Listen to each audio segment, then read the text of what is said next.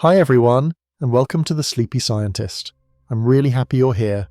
Tonight, we're going to go on a calm and quiet trip to learn something amazing. So get comfy, take a deep breath, and let's enjoy this peaceful science story together. Before we start, tell me in the comments, where are you watching from and what time is it for you right now? If you like relaxing science videos, don't forget to tap the like button. Now let's begin. Long before cities and stories, long before the hum of machines and the glitter of screens, there were only the forests, the rivers, and the restless creatures who wandered through them. Among these creatures walked a kind of ape, neither the strongest nor the swiftest, but strange in ways that would someday seem like madness. They carried in their eyes a glimmer that other animals did not, a restlessness that stirred even in the stillness of night. While other beasts settled into the rhythms of survival, these apes dreamed of something more, though they could not yet name it. They lived beneath wide skies and tangled branches, their days measured by hunger and the long search for food. Yet even as they cracked nuts with stones or plucked berries with cautious fingers, something shifted. They began to notice patterns, the shape of the moon, the changing calls of birds, the way shadows stretched across the ground. These small flickers of awareness were like seeds planted in soil, quiet at first, but destined to sprout into something vast. In their hearts there stirred a longing that would one day lead them to gather sparks from storms and cradle them in trembling hands. Imagine a cold night, tens of thousands of years ago. The air is sharp, the darkness thick. A small group huddles in silence, their fur thin against the chill. They hear the crack of thunder, and then the forest glows with fire, wild, dangerous, alive. Most animals run, but these apes do not run. They watch wide-eyed as swarms consume the trees. Their bodies tremble not only from fear but from awe. The fire is death and warmth, terror and beauty. And in that strange duality, a new hunger grows inside them. The hunger to touch the untouchable. This moment, this pause in the forest was one of the beginnings of human madness. For what sane creature desires to hold lightning in its hands? What wisdom is there in walking toward danger, in reaching for the burning branch instead of fleeing from it? Yet it was precisely this madness that set our ancestors apart. Other animals were content to endure the world. These apes wanted to change it.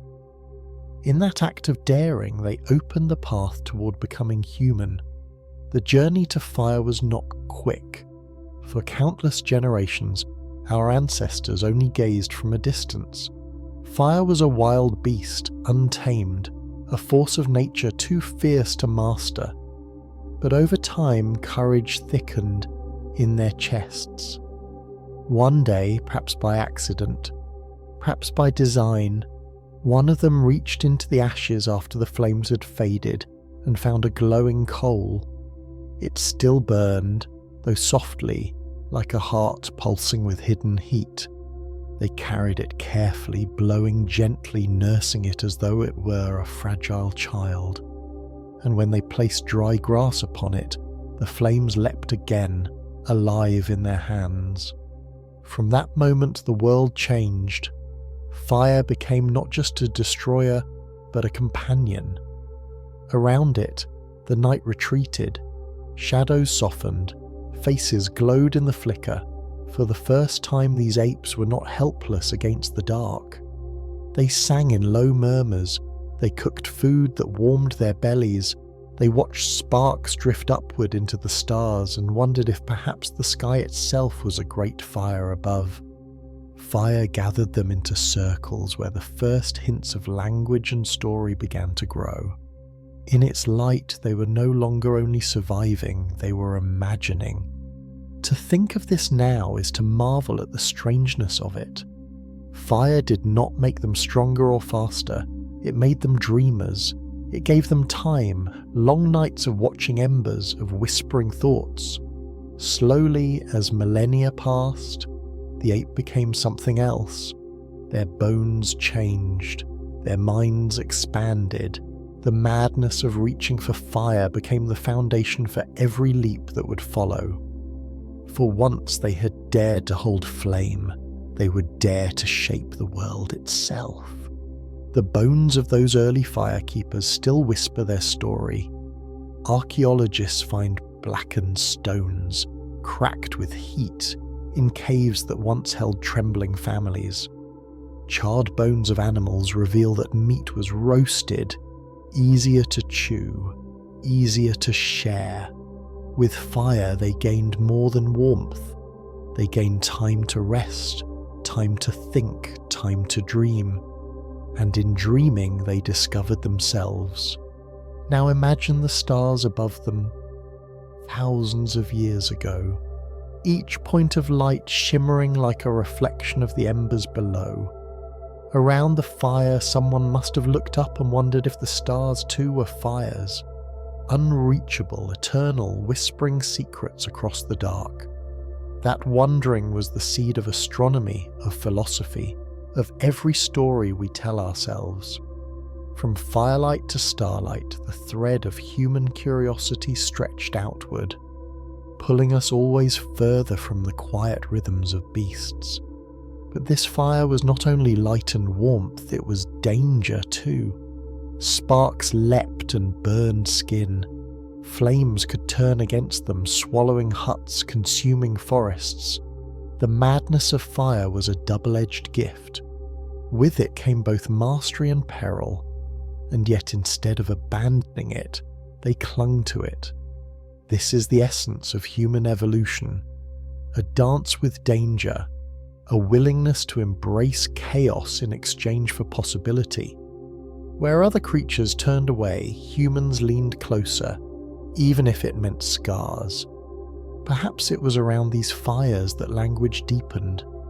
Murmurs became words, words became stories, stories became memory, and memory shared through firelight became the true inheritance of our species. Fire lit not only wood and stone, but the mind itself. It shaped the landscapes of thought, creating connections across generations. What one person learned could now be passed on, carried in voices, in tales, in sparks that outlived the bodies that first struck them. Think of the madness again, to see a world as it is and believe it could be otherwise, to touch flame and imagine a future warmed by it, to risk danger for the promise of something more.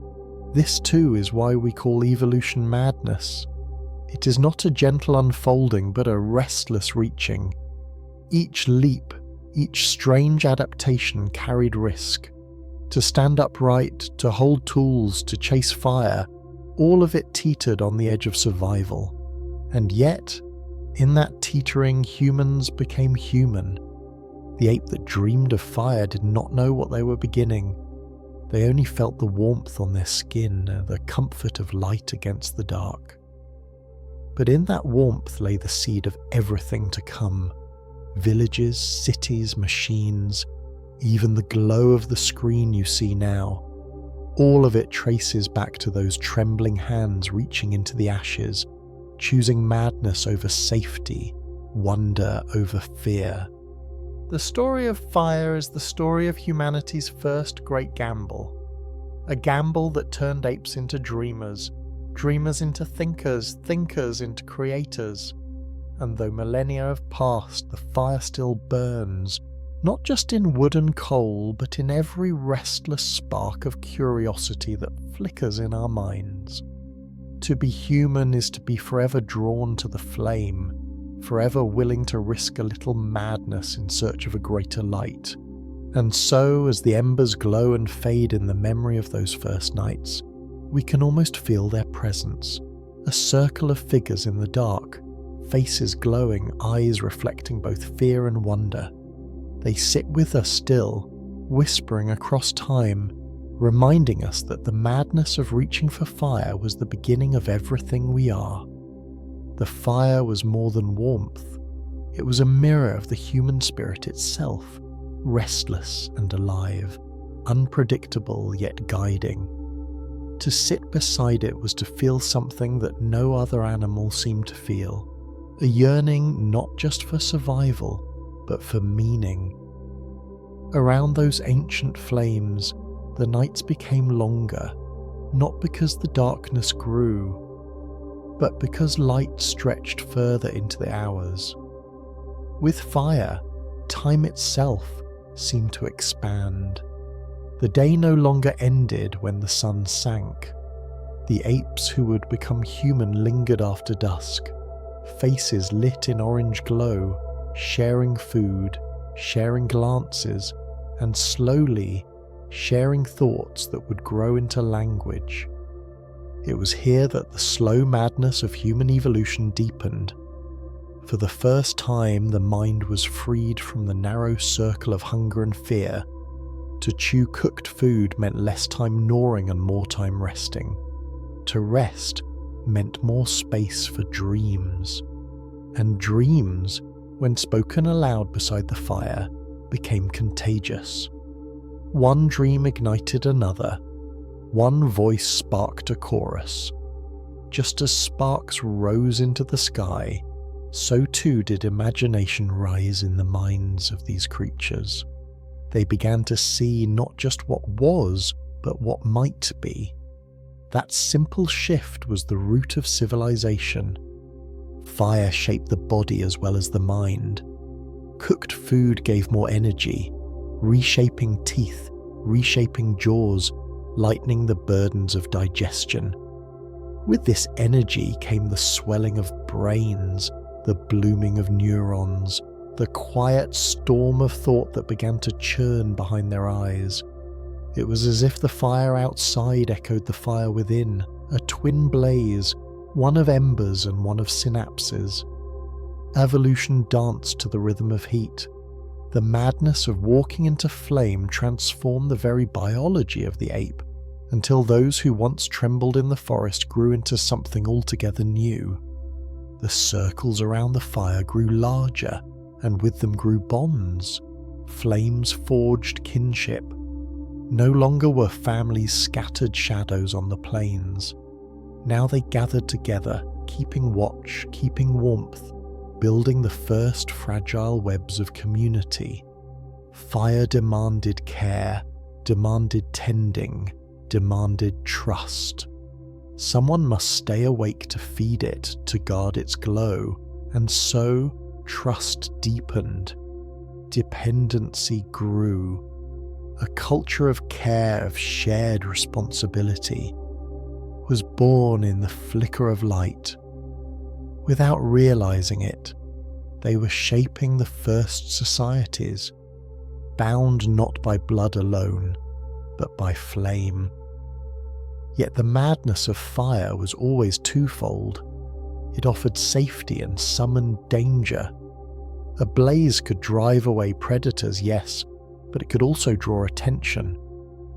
A light on the horizon signalled both sanctuary and vulnerability.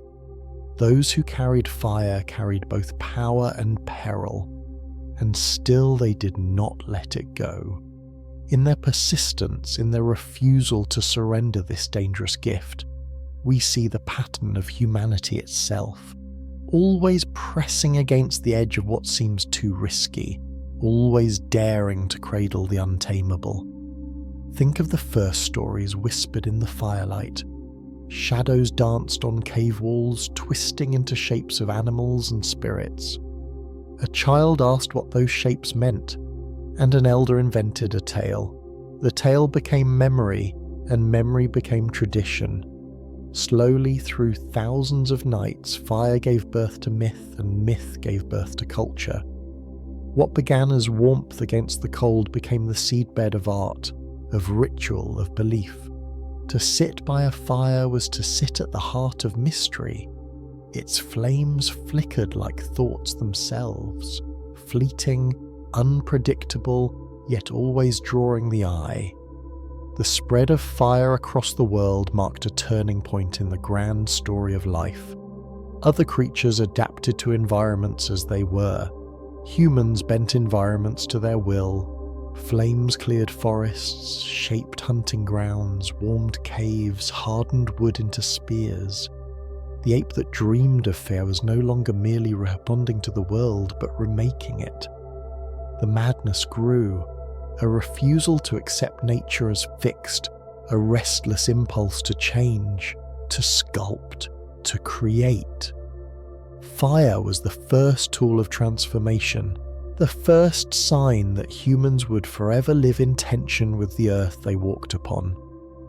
Over the centuries, the intimacy with flame deepened. Sparks from struck stones, embers carried across miles, kindling stored for the journey. The ability to create fire became as vital as the ability to breathe. Without it, there was no cooked food, no safety, no gathering of voices in the night.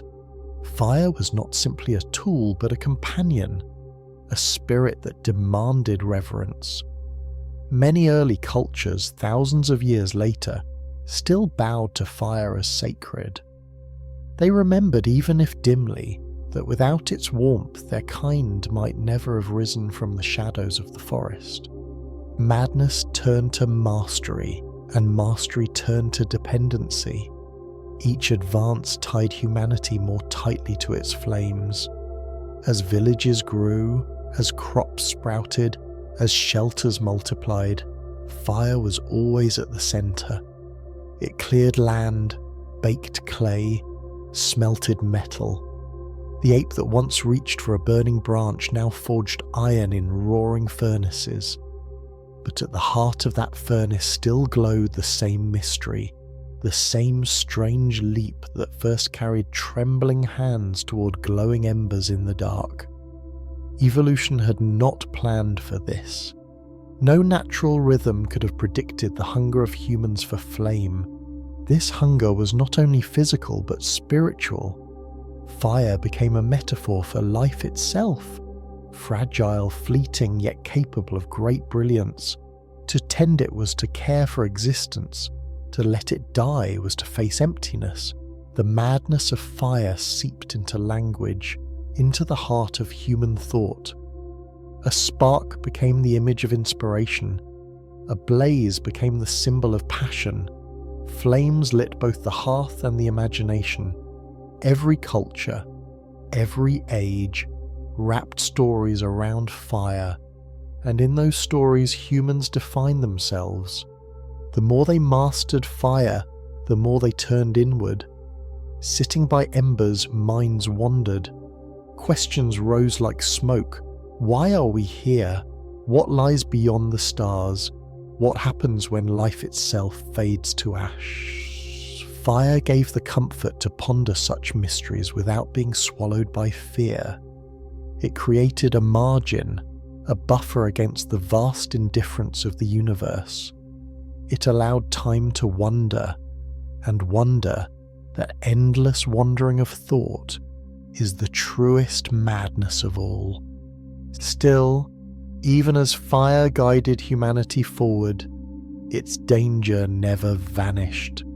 Whole forests were consumed, settlements burned to the ground. Carelessness brought ruin. Yet this did not end the relationship. Instead, it deepened the paradox. Humans loved what could destroy them, trusted what could betray them. They learned to live with risk, to balance awe with caution.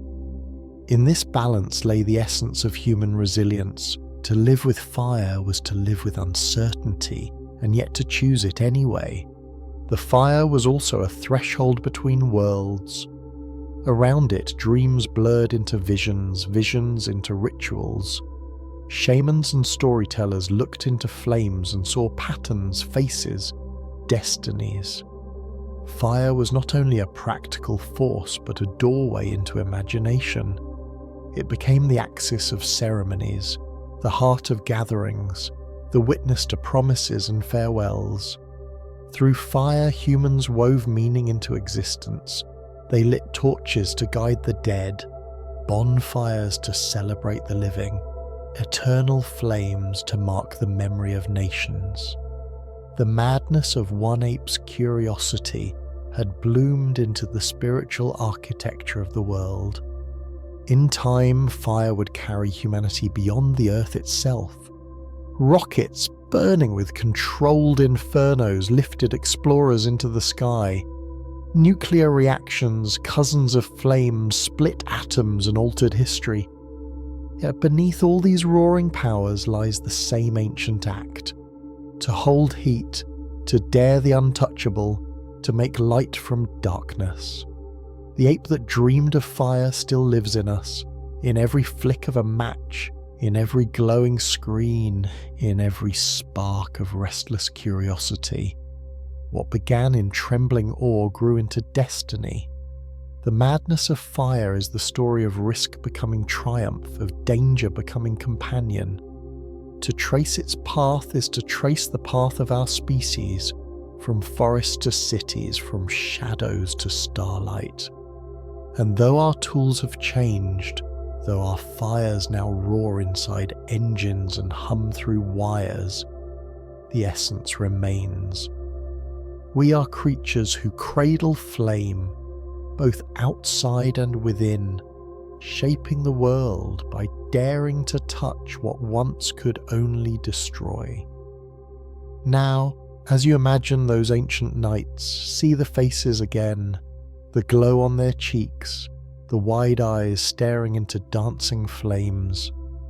Their laughter drifts across millennia, their whispers ripple through your own breath. You too are a child of fire, an heir to the madness that carried them forward. Every thought you hold, every dream you chase is an ember from their blaze. The circle is unbroken. The fire still burns.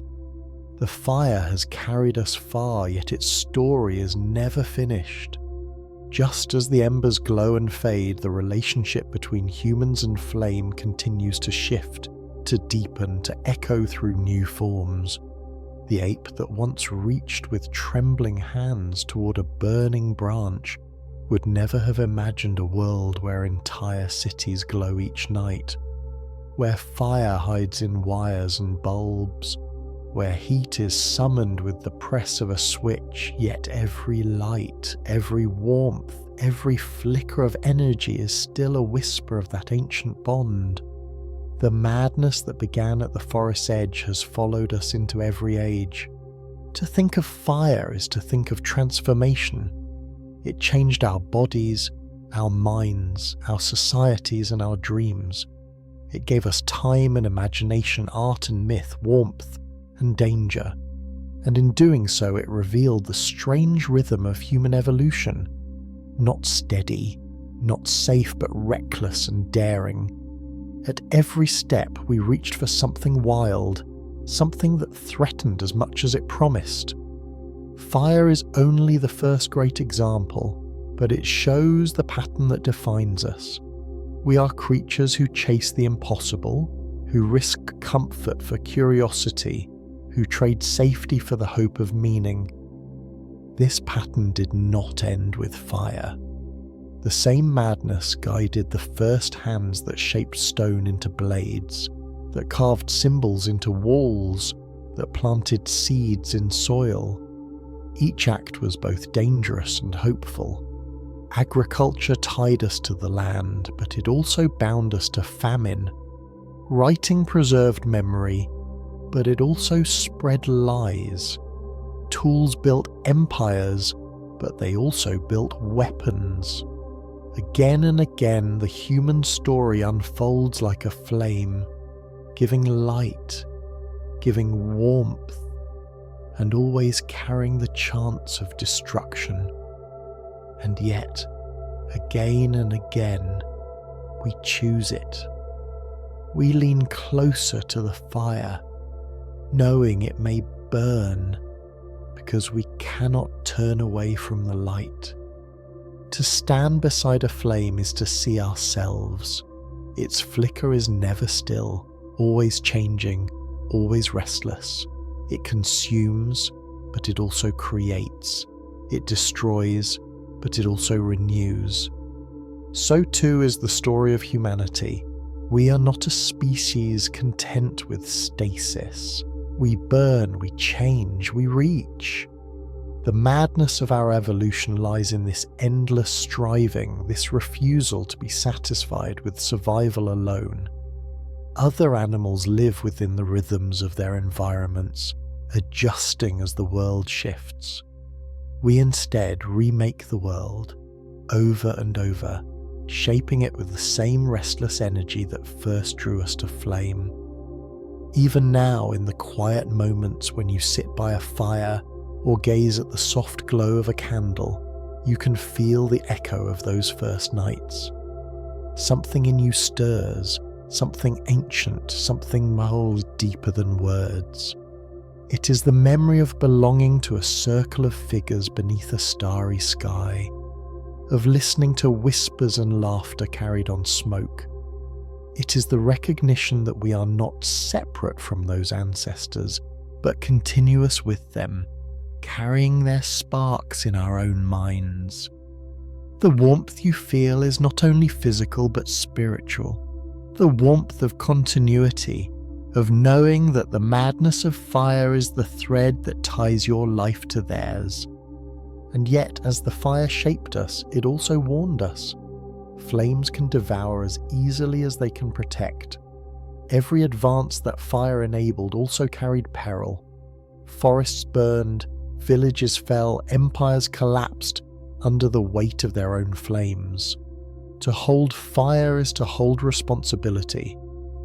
Perhaps this is the deepest lesson of our strange evolution, that power is never separate from danger, that creation is never separate from destruction. The ape who dreamed of fire became human not only by daring to hold it, but by learning slowly, painfully to care for it, to tend the flame without letting it consume. That balance remains our challenge still. Look at the world today, and you will see the fire in new forms. It roars in engines, it hums in circuits, it glows in screens. It fuels our lives in ways so familiar we rarely pause to see the ancient madness within it. Yet the truth remains, every car that drives, every light that shines, every hearth that warms is part of that same story. We have only changed the shape of the fire, not its essence. It still burns, still consumes, still demands our attention and our care. And within it still lies the mirror of our restless nature. There is a strange poetry in knowing that the stars themselves are fires, vast beyond imagining. The same light that once flickered in the branches now burns in suns across the universe. When our ancestors sat by their first fires and looked upward, perhaps they felt it. A kinship, a recognition, a whisper that the small flame in their circle was connected to the great fires above.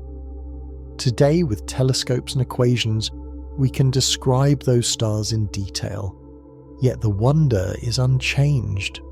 To gaze at the sky is to see fire on a scale too grand to hold, and to realize that the madness of reaching for flame is also the madness of reaching for the cosmos. The ape that dreamed of fire began a chain of daring that has never stopped. From flames in caves to rockets in space, the pattern is unbroken. Each step is wild, improbable, filled with risk, and each step carries us further from the safety of simple survival, deeper into the unknown. Evolution gave us bodies shaped by fire and minds shaped by wonder. What we do with them has always been our choice, and our choices are always tinged with madness. Yet in that madness lies beauty, for without it we would never have dared to rise, to imagine, to dream. There will always be nights when the fire feels fragile, when the shadows creep too close, when the warmth flickers low. In those moments we are closest to our ancestors. We remember what it is to tend a flame carefully, to guard it with breath and patience. We remember that our greatest strength is not our mastery, but our care. The fire endures because we keep it alive.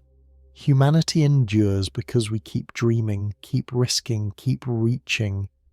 The madness of evolution is not only in daring, but in devotion, in the quiet persistence that protects what is fragile until it grows strong. As this story drifts to its close, imagine once more the circle of firelight. The apes who became human sit in silence, eyes wide, heart stirring. They do not know the vast future their choice will open. They only know the warmth on their skin, the light in the dark, the comfort of voices carried on smoke. Yet within that simple moment lies the seed of everything. Language, art, culture, science, dreams. The madness of reaching for fire was the beginning of it all. And though the flames may change shape, though they may roar in furnaces or whisper in screens, the essence is eternal. The fire still burns, and so do we. Close your eyes, and you can almost hear it. The crackle of embers, the murmur of voices, the sigh of wind in the trees. You can feel the warmth on your skin, the glow in your chest, the spark in your mind. This is the gift of fire, the gift of our ancestors, the gift of madness that made us human. To sit with it is to sit with them. To carry it forward is to honour their daring. The ape that dreamed of fire lives in you still. Every time you light a flame, every time you wonder, every time you choose to risk the unknown for the promise of something more. The story of fire is not finished, for it is the story of us, and as long as sparks leap and flames flicker, as long as curiosity burns in human hearts, the madness will continue. Perhaps this is the true beauty of our evolution, that it is not only survival, not only change, but the endless reaching of a species that cannot stop dreaming. Fire was our first dream, our first madness, our first leap into the impossible, and it is still with us, guiding, warning, inspiring. The fire burns, the story continues, and the light of our madness still glows against the dark. Before there were footsteps on the land, before there were hands to reach for fire, there was only water, endless and deep. Life began as a shimmer in the sea, a fragile spark drifting among the tides.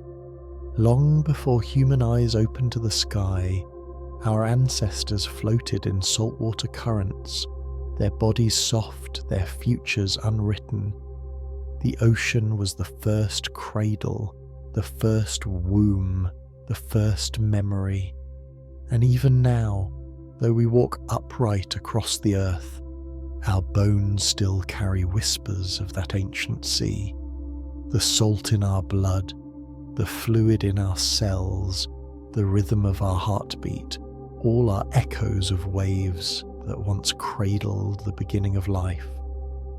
The story of human evolution is not only the story of forests and plains, it is also the story of tides and currents, of creatures who rose from the depths to touch the air. In the very marrow of our skeletons lies evidence of this watery past. The curve of the spine, the chambers of the ear, the architecture of the pelvis, all carry traces of adaptation, reminders that our bodies were once shaped for swimming, not walking. To study bones is to listen to memory. They do not forget. They hold within their mineral silence the tale of our passage from sea to land and back again in dreams. Imagine an ancient shoreline hundreds of millions of years ago.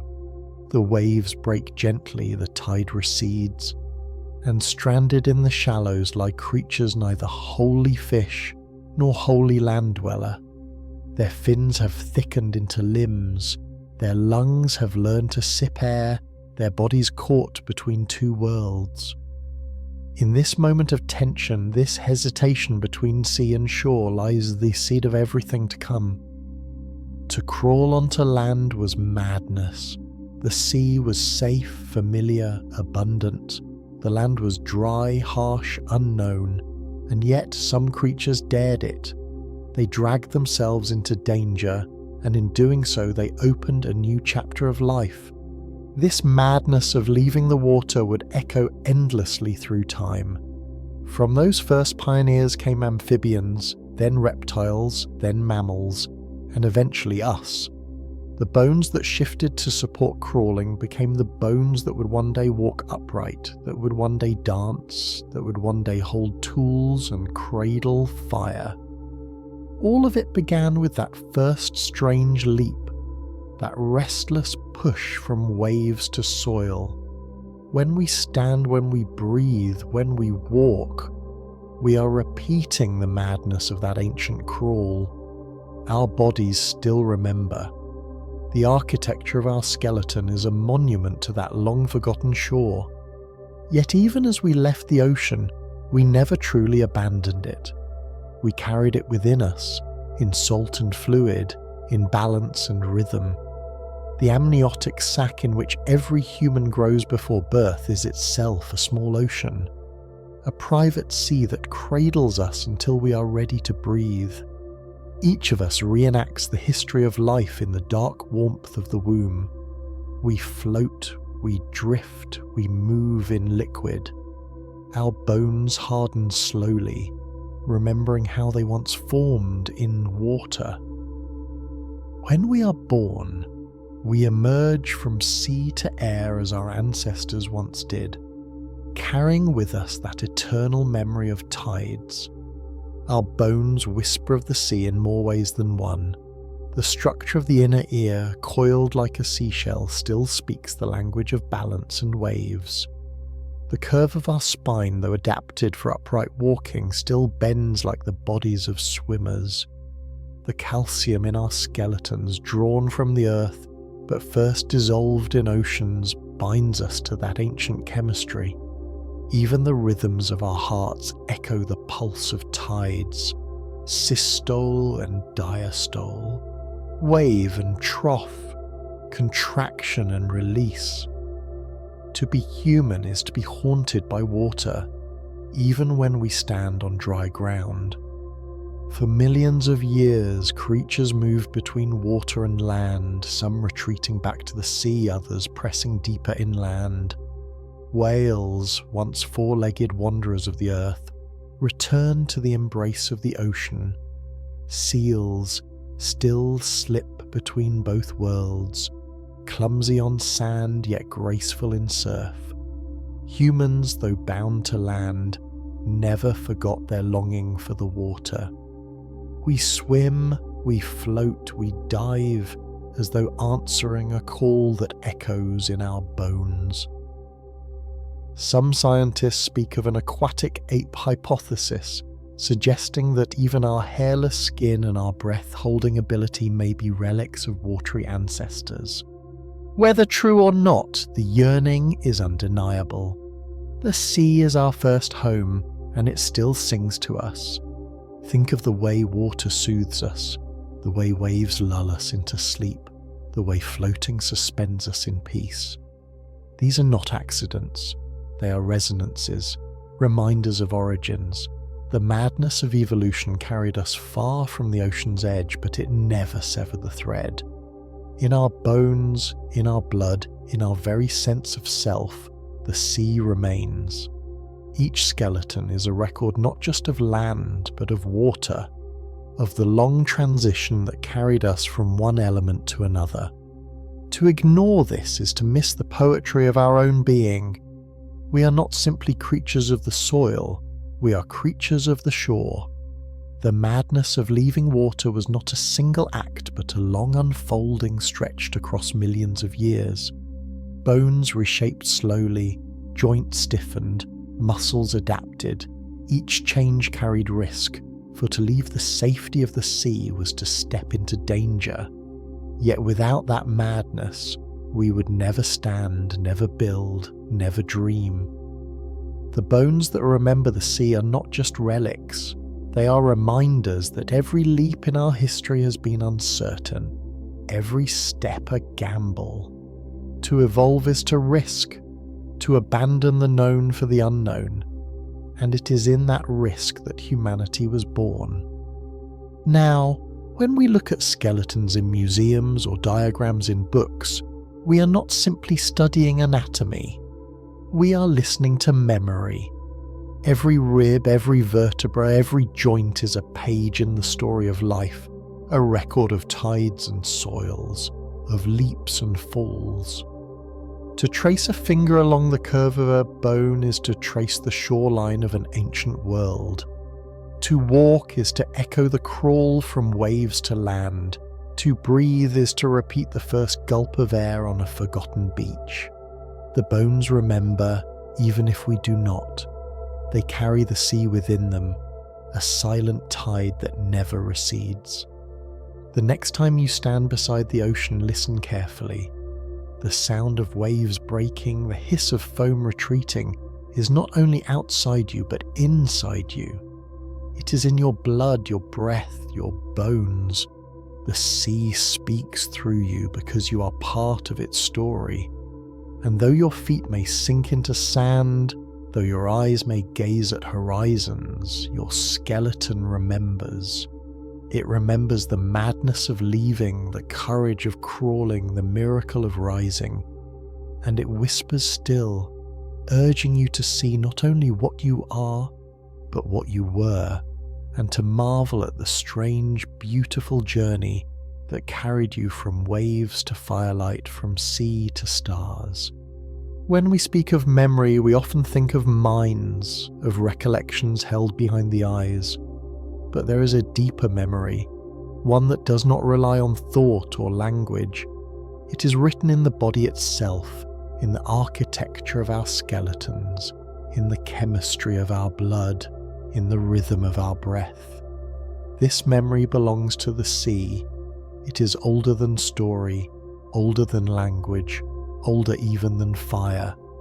It is the memory of water shaping bone, of tides guiding life, of evolution's long patience whispering across ages.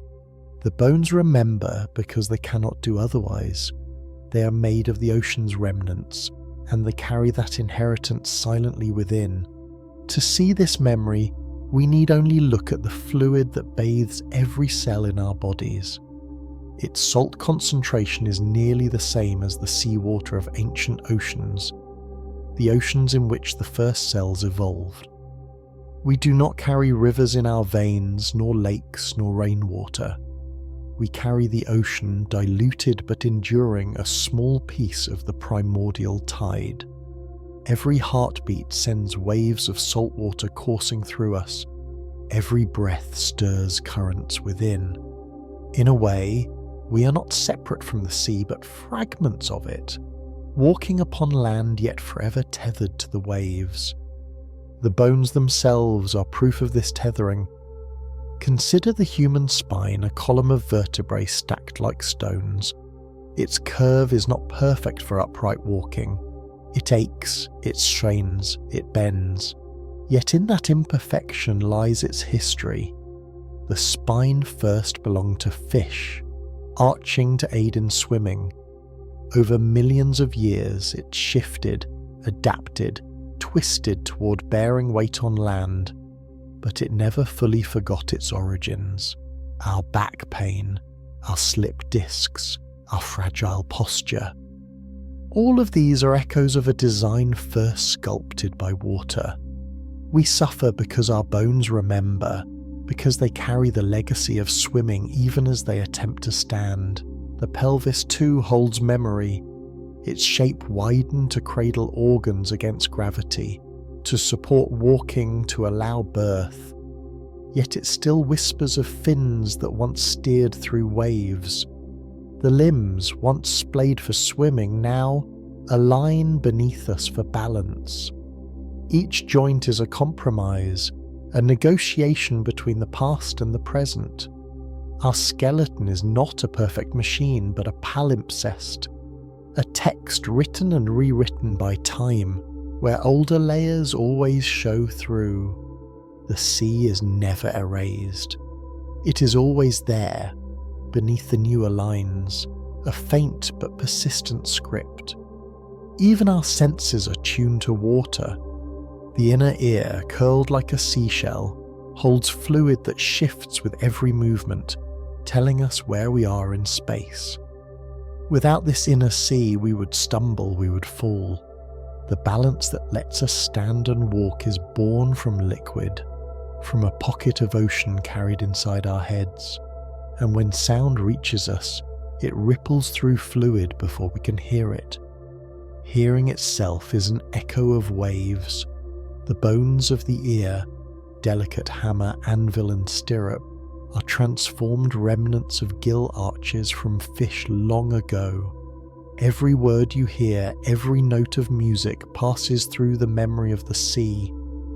Our relationship with water did not end when we left the shore. It remains a central part of our existence. We thirst because our bodies demand to replenish their inner oceans. We sweat to cool ourselves, mimicking the evaporation of waves beneath sun. Tears fall from our eyes, salty as tides, reminders that even our grief is tied to water. Birth itself is a return to the sea. The infant emerges from fluid, wet and glistening, gasping at first air as though reliving the ancient leap of ancestors who once crawled from waves onto land.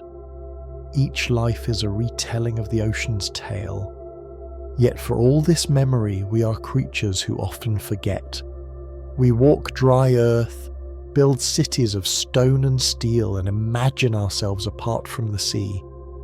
But the bones know better. They ache when humidity shifts. They echo with pain when storms gather. They creak with the weight of weather. The sea speaks through them still. Even those far from coasts feel it. The pull toward water, the calming of waves, the soothing rhythm of tides. It is not simply preference, it is remembrance. Our bodies remember where they began, and they long for that first cradle. Some scientists suggest that our very ability to swim and dive is unusual among land mammals. Most creatures fear water, avoid immersion, resist its pull, but humans, like otters or seals, embrace it. Children instinctively hold their breath and paddle when placed in water.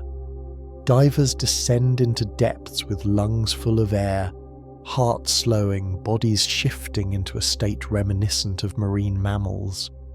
This mammalian dive reflex suggests that we carry more than memory.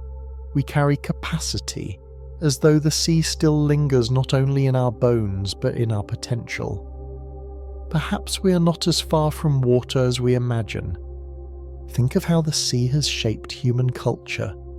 Civilizations blossomed on coasts and rivers, bound by tides and trade. Myths of great floods, sea gods, and ocean journeys ripple through our oldest stories. To the Polynesians, the sea was not barrier but pathway, guiding canoes across vast horizons. To the Greeks, Poseidon ruled with waves and tempests. To nearly every culture, water has been both creator and destroyer, mother and grave. This duality mirrors our own evolution. The sea gave us life, and yet leaving it was our first great gamble. We honour it in story because we know deep down that we are still of it. The madness of leaving the sea was a bold refusal of safety. To crawl onto land was to risk drying out, suffocating, perishing beneath the sun. Yet in that risk lay possibility. Forest to explore, skies to breathe, fires to kindle. The bones that remember the sea are proof of the price we paid. They are not perfect, not seamless, but patched and adapted. Reminders that evolution is not design but compromise. To ache is to feel the tension between water and land, between what we were and what we became, Our skeletons are monuments to courage as much as to memory. Even now, as we gaze at oceans from cliffs or beaches, we feel their call. Some call it wanderlust, some call it peace, but it is something deeper. It is the resonance of memory. The waves speak to us because we are waves made solid, because our bones and blood are crystallized water. To dive is to return home, to feel again the buoyancy that shaped us, to surrender to currents that once carried our ancestors. To swim is not leisure alone, but ritual, a reenactment of our origins. In water, we are closer to ourselves, closer to the truth of what we are. The bones remind us not only of where we came from, but of how far we have travelled. They show the long arc from tide pool to city, from fin to hand, from gill to breath. They remind us that evolution is not a straight path, but a winding shoreline, full of detours and returns. Whales return to sea, fish climb to land, humans stand between, longing for both. In our bones lies not certainty but story, not perfection but poetry. The sea is written there, a line that cannot be erased, no matter how far we wander from the shore. And so, when we pause to reflect on who we are, we must remember not only the forests and the fires, but the oceans that came before. We must remember that every bone we carry is shaped by water, that every step we take is haunted by tides. The madness of leaving the sea was not a rejection but a transformation. We are still of the water, even when we walk upon dry ground. The bones know, they whisper it with every creak, every ache, every curve. And if we listen closely, we can hear the sea within us, calling us back, reminding us of the long, beautiful journey from waves to world. The sea has never truly released us. Though our ancestors crawled onto land and learned to walk beneath the sky, the ocean still holds us in its tide. It calls to us in ways subtle and profound, through the salt in our blood, through the rhythm of our pulse, through the longing we feel when waves crash against a shore. The bones, more faithful than memory, preserve that call. They whisper of fins that bent into limbs, of gills that faded into lungs, of currents that once carried all our kin. In their silence lies a truth. We are never fully of the land. We are always in parts of the water. To close our eyes beside the sea is to awaken a memory beyond thought. The scent of salt, the sound of waves, the shimmer of light upon water. Each sensation reaches deeper than the conscious mind, stirring something ancient. It is as though our bodies recognize a home we no longer inhabit but still belong to. When we swim, when we float, when we dive, we do not simply move through water. We return to it. We surrender to buoyancy, to silence, to the soft embrace of currents. It is no wonder that immersion calms us, that floating feels like peace. It is the body remembering its first cradle. And yet the story of leaving the sea is also the story of possibility. To remain in water would have been safe, familiar, enduring. To step onto land was to invite danger. The sun threatened to dry skin. Gravity strained bones unaccustomed to bearing weight. Breathing air was perilous for creatures shaped by gills, and yet in that leap lay everything that would follow. The bones that remember the sea remind us of the courage written into our history, the madness of abandoning safety for the unknown. That madness is the essence of evolution. Without it, there would be no humans to tell this story, no voices to recall the memory of tides. Consider the shape of our hands with their dexterous fingers, their opposable thumbs. They are the tools of writing, of building, of art. But long before they carved stone or struck sparks, They were fins spreading wide to push against water. In each gesture of the hand, in each reach and to grasp, lies the faint ghost of swimming. To hold, to touch, to create, all are refinements of movements first made in the sea. Our bones did not erase the fin, they transformed it.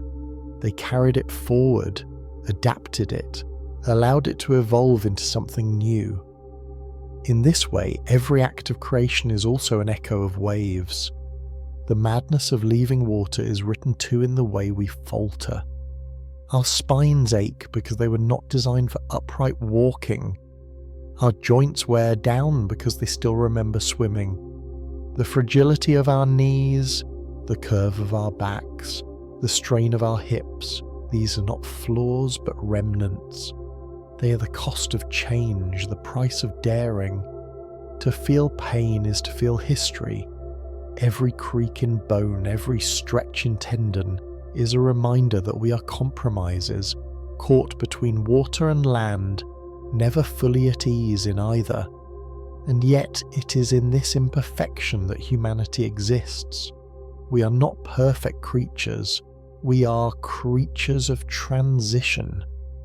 Perhaps this is why water holds such power over imagination. Across cultures, myths speak of floods, of seas that birth gods and swallow worlds. The ocean is cast as origin and end, as womb and grave. In dreams, water symbolizes transformation, renewal, dissolution.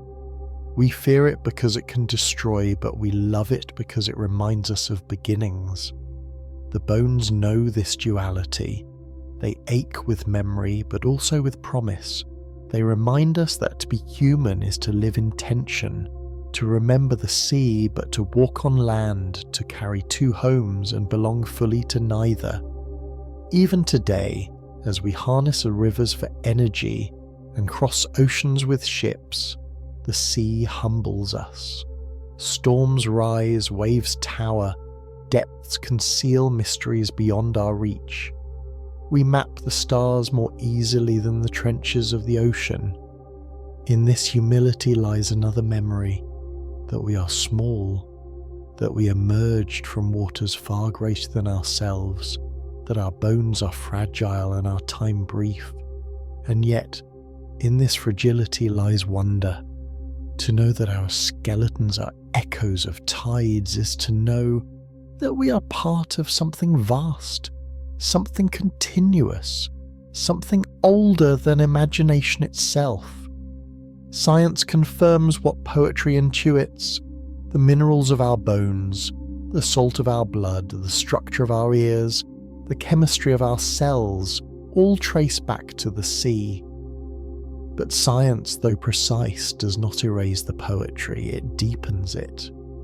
To know that calcium, once dissolved in ancient oceans, now gives shape to our skeletons is to feel awe. To know that our inner ears, coiled like shells, evolved from gills is to marvel. Each fact is a verse, each discovery a line in the poem of our origins.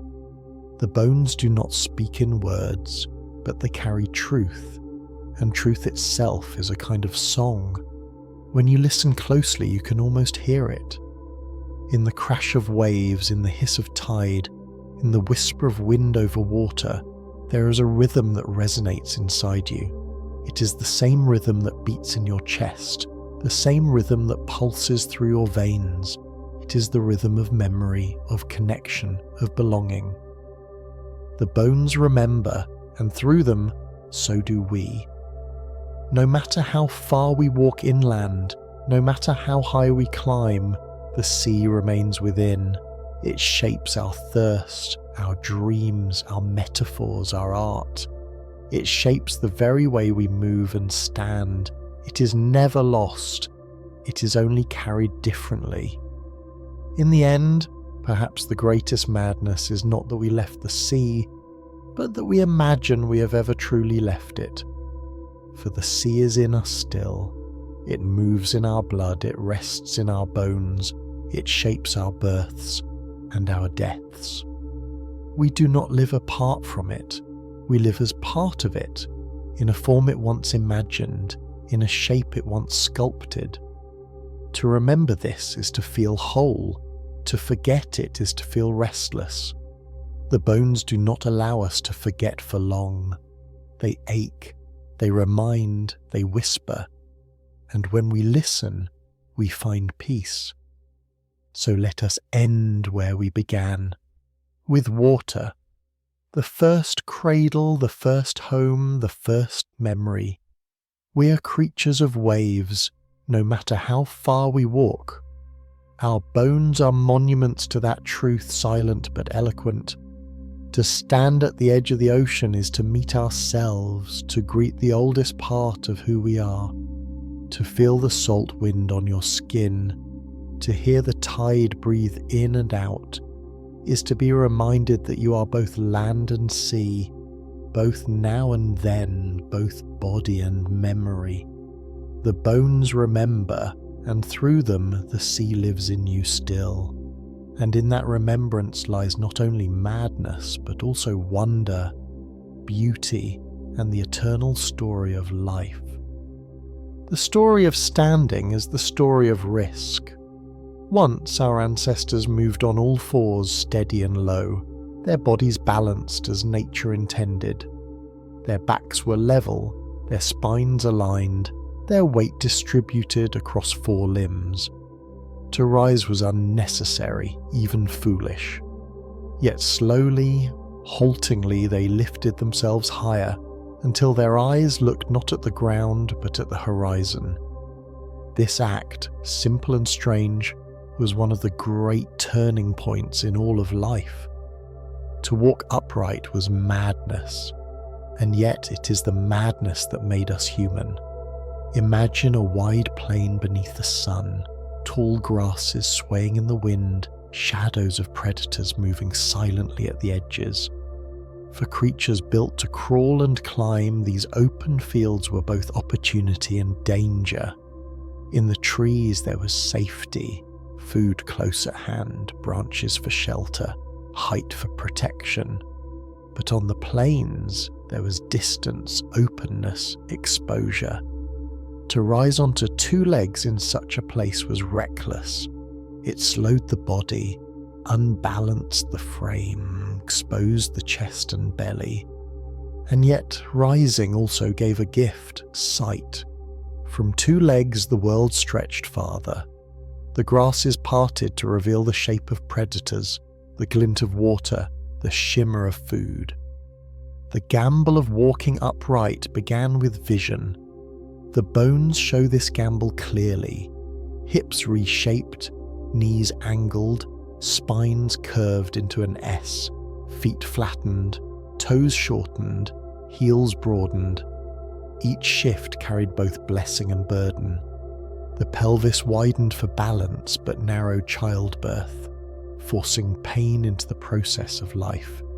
The spine curved for standing but strained under weight, giving rise to aches that follow us still. The foot became a lever for walking but lost the grasping power of a hand. These compromises remind us that evolution is not perfect design, but patchwork, improvisation, risk.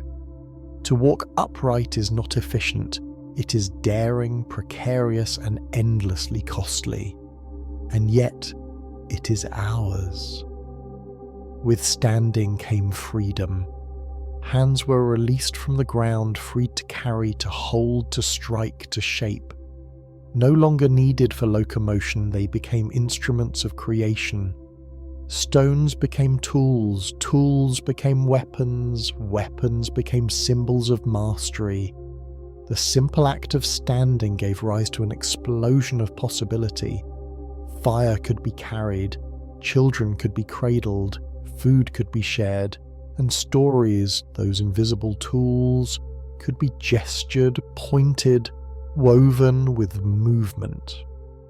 To walk upright was not only to change the body, but to transform the imagination. It allowed humans to dream with their hands. But the madness of uprightness was not only physical, it carried deep consequences for the mind. To stand tall was to see farther, and to see farther was to anticipate, to wonder, to fear. No longer confined to the immediate, our ancestors became creatures of foresight. They looked to horizons and imagined what lay beyond. They read the movements of animals, the patterns of weather, the passage of stars. Upright posture reshaped the skull, tilted the eyes, balanced the head atop a narrow neck. With each adjustment, perception deepened. The world became not just ground and tree, but a vast landscape of possibilities. Curiosity itself grew taller, yet this gift came at a cost. Walking upright was slow and efficient compared to running predators. It required infants to be carried longer, to be cared for more closely, to depend on others for survival.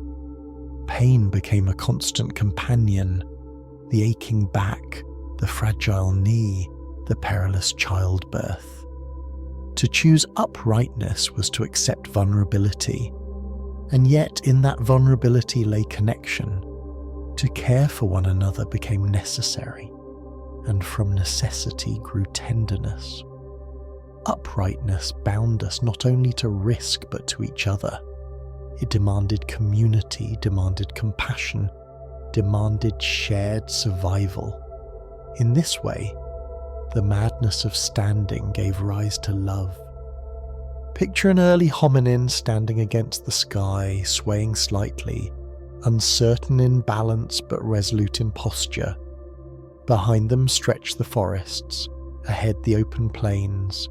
Around them move others, some still crouched, some halfway risen. But this one stands, peers into distance and takes a step. That step is clumsy, halting, awkward, yet it is also revolutionary. It carries within it the future of roads, of journeys, of migrations across continents. With that step begins the story of wandering, of seeking, of never being content to remain in one place. Upright walking did not just change how we moved, it changed who we were destined to become. The bones preserve this story with quiet clarity. Fossil footprints pressed into volcanic ash show the stride of early walkers, side by side moving together. Their arches and heels reveal the same mechanics we use today. In those prints, frozen for millions of years, lies evidence of a choice so strange it seems almost miraculous. To look at them is to see ourselves at the beginning, teetering between past and future, caught between safety and possibility. The footprints whisper that uprightness was never inevitable. It was chosen again and again by those who risked imbalance for the gift of vision. With walking came endurance. Though slower than predators in a sprint, upright humans could run for hours, following prey across endless plains until the animals collapsed from exhaustion. This persistence hunting was another madness, another defiance of natural order. No claws, no fangs, no speed, only breath, sweat, and patience. Yet it worked. The madness of walking upright made humans hunters not through strength, but through will. In the rhythm of their strides, in the pounding of their hearts, in the ache of their bones, they found power. They turned weakness into strategy, vulnerability into resilience. Evolution rewarded the gamble with survival.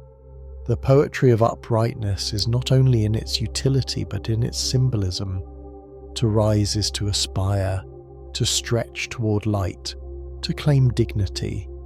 Other animals crouch, crawl, scurry. Humans stand. They tower above grasses. They raise their heads to stars. They walk as though the earth itself were beneath them and the sky their inheritance. Uprightness gave us not only new sight but new identity. To walk on two legs was to embody striving itself, to live as a gesture of reaching beyond what was given. The madness of standing became the beauty of becoming, yet the cost remains with us still. Our spines bend and ache, our knees falter, our births are perilous. We carry the scars of that choice in every step. To walk upright is to live in compromise, to endure pain for possibility. And yet we do not retreat. We do not fall back to fours. We accept the madness because it defines us. Our bones are shaped by risk, our lives shaped by daring. To walk upright is to remember that we are creatures who chose vision over ease, imagination over comfort, wonder over safety. Now, when you walk across a field, when you stand and look toward the horizon, remember that you are repeating an ancient act of defiance. You are embodying the madness of ancestors who refused to crawl. Each step you take is part of their legacy, part of the gamble that made you human. Your bones ache because they remember. They remember the trees, the plains, the first halting strides. They whisper that walking is not just movement but meaning, not just posture but poetry. To walk upright is to carry forward the daring of countless generations, to live as a flame of madness flickering against the wind of time. The madness of walking upright was not a single event but a slow unfolding, a gradual negotiation between body and world. Each step was both progress and burden, each adaptation a compromise written into bone. Over time, the skeleton shifted to bear the strain. Hips tilted forward, knee lock in new angles, feet arched like bridges. Yet these changes never erase the memory of four-legged balance. Our backs still complain, our joints still falter, our bodies still reveal the price of rising. Evolution did not sculpt perfection, it offered possibility, and possibility, however costly, is what humans have always chosen. Standing changed how we moved, but more importantly, it changed how we saw. From uprightness came perspective. Eyes lifted beyond the ground and gazed at distance. Horizons became part of our consciousness, stretching thought as well as sight. To stand was to imagine beyond the immediate, to see what lay far ahead, to anticipate. The world grew larger not because it changed, but because we did. This expansion of vision nurtured imagination. The ape who stood became the ape who dreamed, for to gaze far was also to wander far. Uprightness planted curiosity like a seed, and from that seed grew story, art, and science. In the open plains, uprightness also meant exposure. A standing figure is visible to predator and prey alike, a silhouette against the grasses. To stand was to risk being seen, yet visibility cut both ways. Predators could see us, but we could also see them. Prey could hide less easily from eyes raised above the grass. Standing gave us both vulnerability and awareness became survival, to read landscapes, to trace tracks, to notice subtle movement. All were sharpened by elevation. Uprightness was not only a posture but a lens, focusing attention outward and forward, shaping minds attuned to possibility. With the freeing of hands came more than tools. Gestures began to bloom. A pointed finger extended vision beyond words, directing attention to the faraway. A raised palm warned of danger.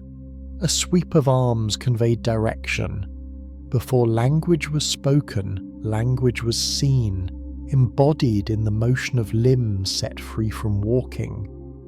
Uprightness opened the stage for communication, for meaning carried through movement. From these gestures grew symbols, and from symbols, speech. Standing did not only shift bones, It shifted the soul of connection, making us creatures who could share not only food and fire, but thought and intention. Walking upright also altered the rhythms of life. Infants, more fragile than before, required long care. Mothers bore children through painful births, and survival demanded help from others. Uprightness wove interdependence into the fabric of humanity. Alone, the risk was too great.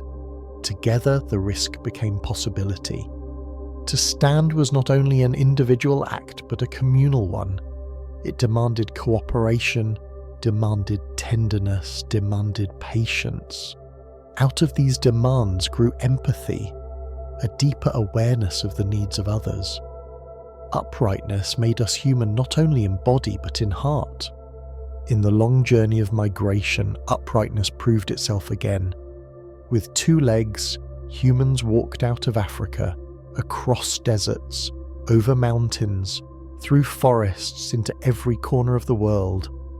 The same bones that once trembled with the effort of standing carried us thousands of miles.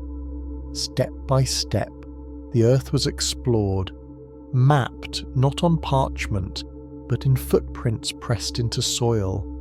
To walk upright was to become wanderers.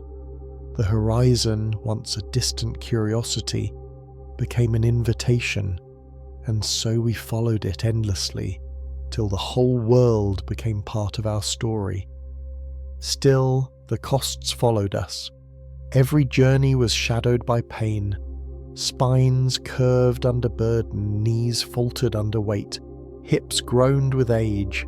The very posture that gave us freedom also chained us to suffering. And yet we endured. We accepted pain as the price of perspective, burden as the cost of vision. In this acceptance lies a profound truth.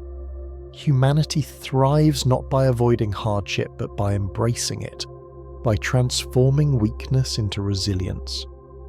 Uprightness taught us this lesson with every step, with every ache, with every weary yet determined stride. The symbolism of standing grew alongside the physical act. To rise became a gesture of dignity, of defiance, of power. To stand tall was to resist, to proclaim identity, to claim space. Across cultures, posture carried meaning. Kings sat on thrones raised above others. Warriors stood tall in battle. Priests raised arms to the heavens. The body, reshaped by evolution, became also reshaped by meaning. To stand was no longer only to balance on 2 legs. It was to declare oneself, to embody spirit in form. The madness of walking upright evolved into the poetry of standing tall. Even in rest, uprightness shaped us. Sleep became vulnerable, lying down after long days of exposure. Fire became essential, protecting those who rested from predators. Communities grew stronger because upright walkers required one another. Around flames they gathered, sharing not only warmth but trust. Standing during the day led to sitting together at night. The cycle of uprightness was not only physical movement but social weaving, pulling individuals into groups, groups into tribes, tribes into cultures. Uprightness was not only anatomy, it was destiny. Consider the journey of a child learning to walk. The first steps are halting, wobbly, uncertain. Yet each attempt is met with wonder, with encouragement, with joy. Parents watch with tears as infants rise, stumble, fall, and rise again. In that moment, every family relives the history of our species. The child repeats the ancient madness, the daring leap into imbalance, the gamble that walking brings. And when they succeed, when they toddle forward with wide eyes and laughter, the triumph is not only theirs, it is the triumph of millions of years, of ancestors who chose the same risk. The bones remember, And the body remembers too. The madness of uprightness has carried us farther than we can measure. It gave us horizons, tools, language, journeys, connection. It gave us vision and imagination, vulnerability and tenderness. It gave us pain and possibility, suffering and strength. To walk upright is not only to move, but to live the paradox of humanity, fragile yet daring, burdened yet aspiring, wounded yet wondrous. Every step is a reminder of who we are. Creatures who chose imbalance in order to see farther, who chose pain in order to create more, who chose madness in order to become human. And so, as you stand today, as you walk across the earth, remember that you are repeating an ancient revolution. Your spine curves because it carries history. Your knees ache because they carry memory. Your stride stretches because it carries dreams. Uprightness is not simply how we move, it is who we are. It is the madness at the heart of our becoming, the gamble that shaped our destiny, the fragile, wondrous posture that turned apes into humans, wanderers into dreamers, and dreamers into makers of worlds. To walk upright is to live between triumph and struggle. Every step carries both freedom and burden, both vision and pain. Our bodies are monuments to compromise, balancing on narrow feet, leaning on curved spines, propelled by fragile joints. And yet, this fragile architecture has carried us across continents, across centuries, across the endless unfolding of time. The madness of walking upright is that it should never have worked as well as it did, and yet it became the foundation of everything we are. Our history, our culture, our very sense of self rests upon this precarious balance. The bones tell this story clearly. Fossils of early hominins reveal hips widened to bear weight, spines bent into curves, feet reshaped for stride. They show the costs, worn joints, stress fractures, evidence of pain endured. And they show the persistence, generation after generation repeating the same gamble, refusing to fall back onto fours, choosing instead the uncertainty of standing. In these silent bones lies a testament not only to survival but to longing, the longing to see farther, to reach higher, to live not as creatures bound to the ground but as beings oriented toward the horizon. Walking upright changed not only how we moved, but how we dreamed. From the vantage of two legs, the world expanded. The horizon was no longer an edge, but an invitation. Migration followed, carrying humans from Africa to every corner of the earth. The same posture that strained backs also opened pathways.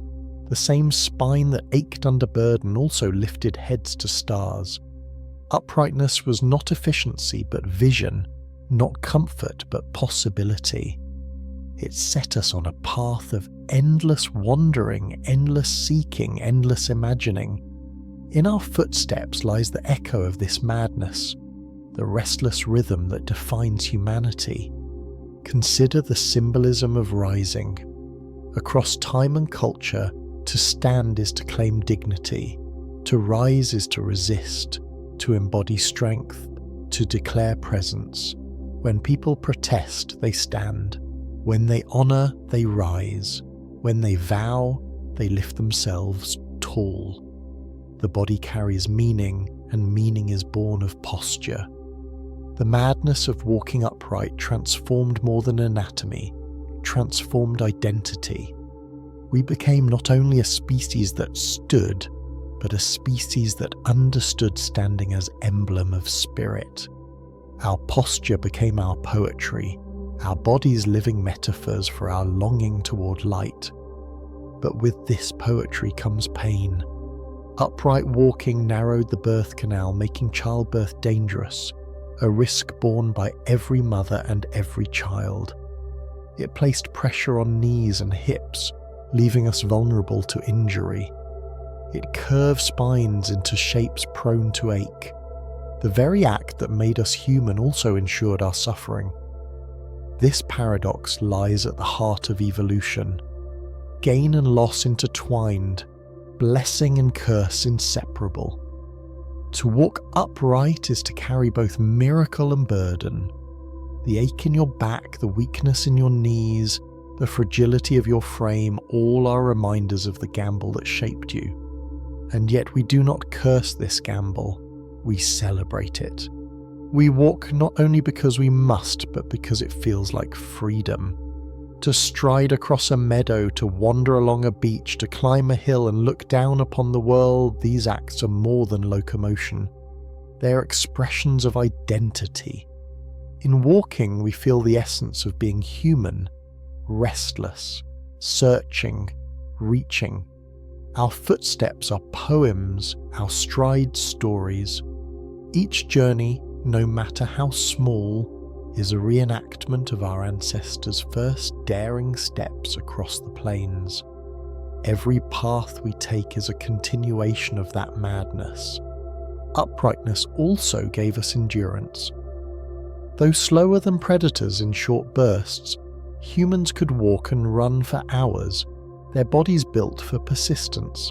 Breath cooled through sweat, muscles carried rhythm, bones bore repetition. This endurance made us hunters, not by speed but by patience. It made us travellers, capable of crossing deserts and mountains. It made us dreamers, for long journeys allowed thought to wander as much as body. Upright walking turned survival into journey, and journey into story. The world became not only a place we inhabited, but a path we followed, a horizon we chased. Even in modern life, the legacy of uprightness shapes us. We build roads for our steps, design cities for our strides, measure distance in the rhythm of walking. Our rituals are tied to posture. We stand in reverence, kneel in humility, rise in triumph. The human story is written in gestures, in stances, in strides. Each of these traces back to that ancient moment when an ape lifted itself uncertainly onto two legs and saw the world anew. The madness of upright walking is not lost in time. It is alive in every movement we make, in every day we live. Perhaps this is why walking brings clarity, why wandering soothes the mind. To walk is to reconnect with our oldest memory, to repeat the gesture that defined us. Each step reminds the bones of their history. Each stride resonates with the story of our becoming. We find peace in walking because it is the most human of acts, the act that carries our essence. In silence, in thought, in rhythm, walking aligns body and spirit. It grounds us even as it lifts us, reminding us of the paradox at the heart of our nature, fragile yet enduring, burdened yet free. And so, as this story closes, imagine the first humans who walked upright across the plains. Their strides were awkward, their balance uncertain, their bodies aching, till they continued. Step by step, they became wanderers, hunters, dreamers. Step by step, they carried us into the future. The madness of upright walking was not perfect, but it was enough. Enough to carry us through storms and across continents, enough to build communities and kindle imagination, enough to make us human. The ache of our bones is the echo of their daring, the whisper of their gamble, the price of their vision. To walk upright is to live in paradox. It is to suffer and to soar, to ache and to aspire, to stumble and to rise. It is the madness at the core of humanity, the gesture that made us who we are. The next time you stand, the next time you walk, remember that you are repeating an ancient act of courage. Your posture is a story, your stride a song. You are the child of those who risked imbalance for vision, who chose suffering for possibility, who embraced madness for wonder, and because of them you walk upright beneath the sky, carrying their legacy in every step. The brain is a night sky turned inward. Within its folds and shadows flicker sparks of electricity, tiny flashes that mirror the constellations above. When you close your eyes, when thought drifts and memory stirs, it is as though galaxies ignite inside your skull. Billions of neurons whisper to one another, sending messages across synapses like stars exchanging light. To live with such a brain is to carry the cosmos within, and yet this vastness is fragile, contained within soft tissue, encased in bone, or trembling with currents so delicate they can vanish in an instant. The madness of human evolution lies here, that a creature of flesh should house a universe of thought. In the beginning, the brain was simple. Small clusters of neurons guided movement, helped find food, kept rhythm with day and night. But slowly, over millions of years, those clusters grew. They folded upon themselves, layered circuits atop circuits, expanded into labyrinths of possibility. Each increase came with a cost: a larger skull, more difficult births, greater energy demands. Our brains consume more than a fifth of the body's energy, even in stillness, even in sleep. To carry such an organ is not efficient. It is extravagant, reckless, even dangerous. And yet this extravagance is what made us human. The brain grew until it overflowed with stars. Imagine an early ancestor sitting in silence, a simple fire burning nearby. Around them lies the night, full of predators, full of uncertainty. Yet instead of sleeping, their mind wanders. They stare into the flames and see not only light but story. The crackle of sparks becomes memory. The movement of shadows becomes imagination. They wonder what lies beyond the horizon, what dwells in the sky, what death might mean. No other creature on earth asks such questions. The brain, swollen with possibility, cannot help but spill beyond the present moment. It reaches into past and future, into meaning and dream. It overflows. This overflow is both gift and burden. To imagine is to create, but also to fear. To remember is to learn, but also to grieve. To anticipate is to plan, but also to worry. The same sparks that paint constellations in the mind also cast shadows of doubt. The brain is a restless sky, never silent, never still. Even in sleep it hums, dreaming in images and stories, replaying what was and inventing what could be. Evolution could not have predicted such abundance.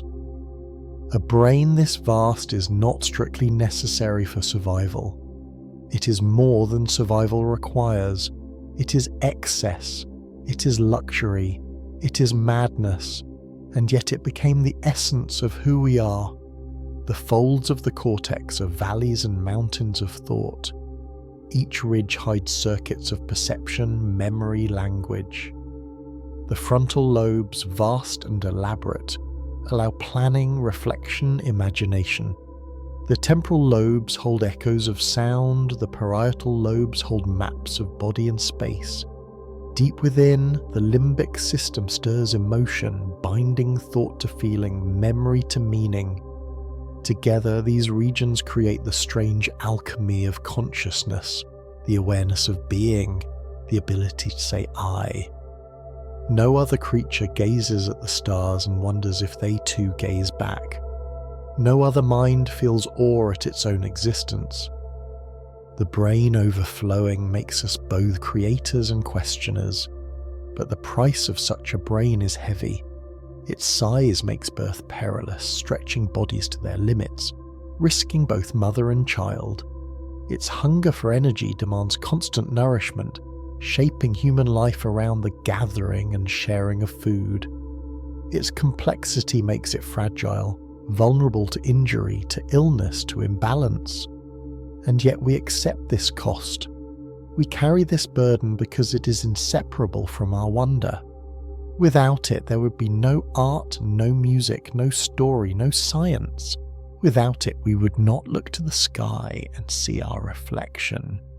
To be human is to bear a brain too vast for necessity.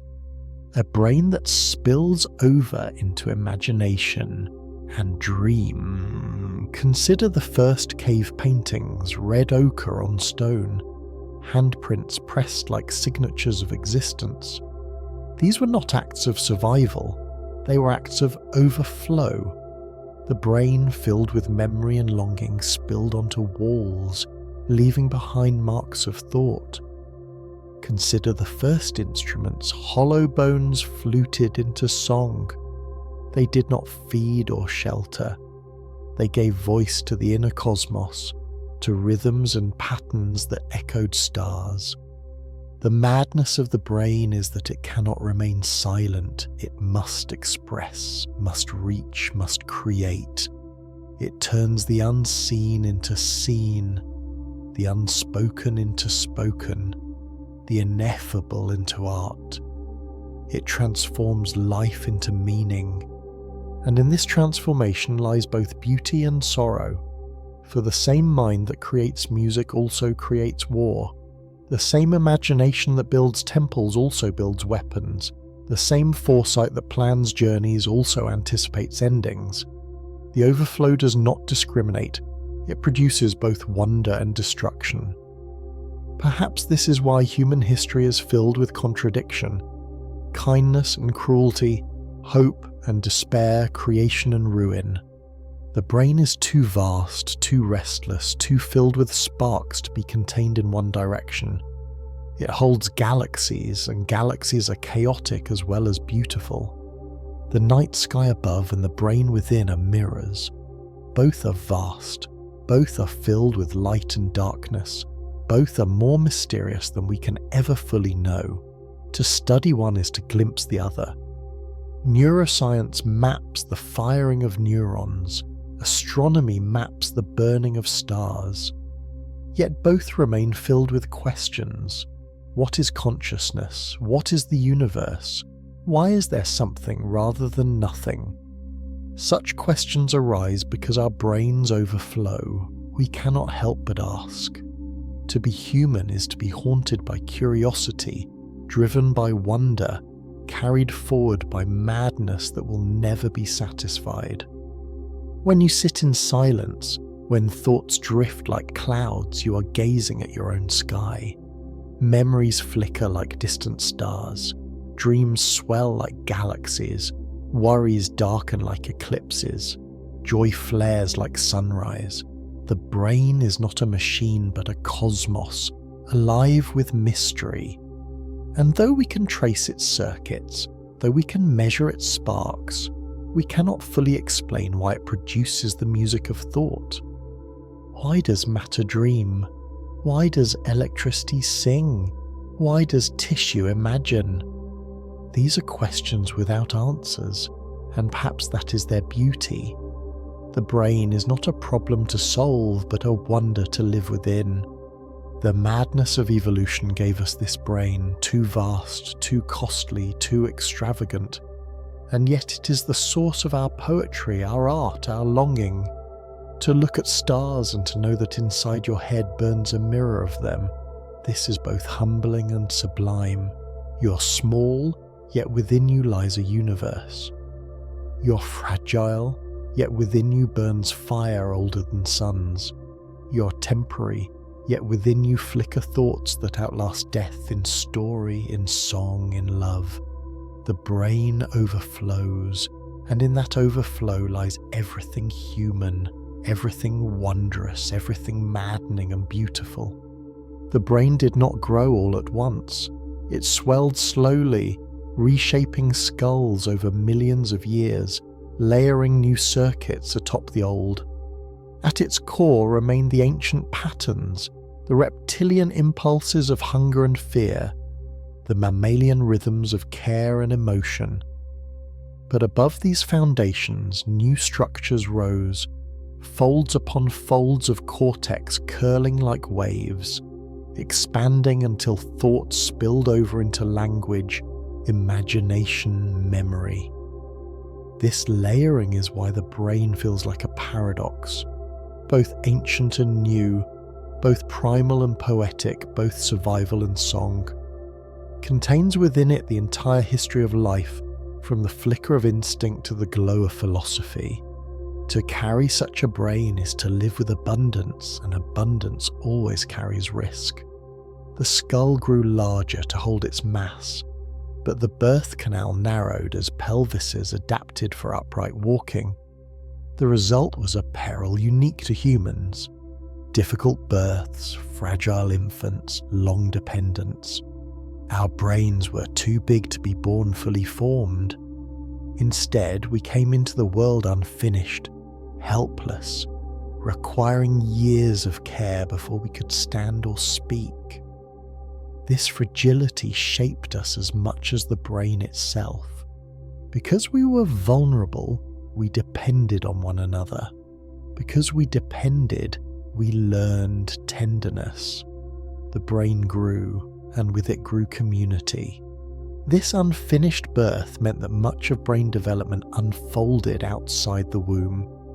Infants learned from their surroundings, soaking in language, absorbing culture, mirroring faces.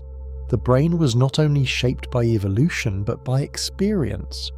Each life became a collaboration between biology and environment, between structure and story. No two brains are alike, though all share the same basic form. They are sculpted by memory, by place, by relationship. To study the brain is to study individuality itself, the unique constellations that form inside each skull. No two patterns ever the same, no two skies identical. The expansion of the brain allowed language to blossom. Neurons in the left hemisphere specialized in processing sound, grammar, and meaning. Networks linked words to memory, to imagination, to emotion. Through language, the inner cosmos found voice. What was once only thought became shared sound, shaping culture, shaping time. Stories carried knowledge across generations. Songs preserved memory, words built civilizations. The brain, overflowing with sparks, poured itself into speech, and speech transformed the world. With language came not only communication but reflection, the ability to speak about ourselves, to name the stars inside as well as the stars above. But with such power came shadow. The same brain that imagines beauty also imagines fear. Anxiety arises from foresight, sorrow from memory, despair from reflection. No other creature carries such burdens. A deer flees in the moment of danger and rests when the threat is gone. Humans carry threats long after they pass, replaying them, anticipating their return, living within storms that do not exist outside the mind. This is the cost of our expanded cortex, the weight of a sky too filled with stars. Wonder and worry are twins, born of the same restless neurons. The brain's overflow also gave rise to art. From the first carved figurines to symphonies and novels, humans have turned inner sparks into outer form. The impulse to create is as natural as the impulse to breathe. Art is the brain's reflection, the outward echo of inward constellations. Cave paintings were not strategy but expression. Sculptures were not survival but memory. Songs were not tools but emotions given sound. These creations did not feed the body but fed the spirit, and in doing so they fed the community. Art bound humans together, gave them shared symbols, shared dreams. It transformed survival into living, existence into meaning. Science too was born of the overflowing brain. Curiosity stretched from immediate needs to distant causes. Why does the sun rise? Why do the stars move? Why does life end? Questions spilled endlessly, and with them came experiments, observations, theories. Science is the structured form of wonder, the disciplined overflow of neurons reaching for truth. It is no accident that the same brain that paints also calculates, that writes poetry also maps galaxies.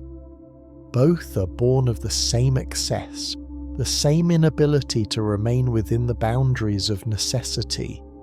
The brain seeks not only to live but to understand, yet for all its seeking the brain is limited.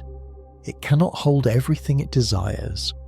Memory falters, attention fades, illusions trick perception.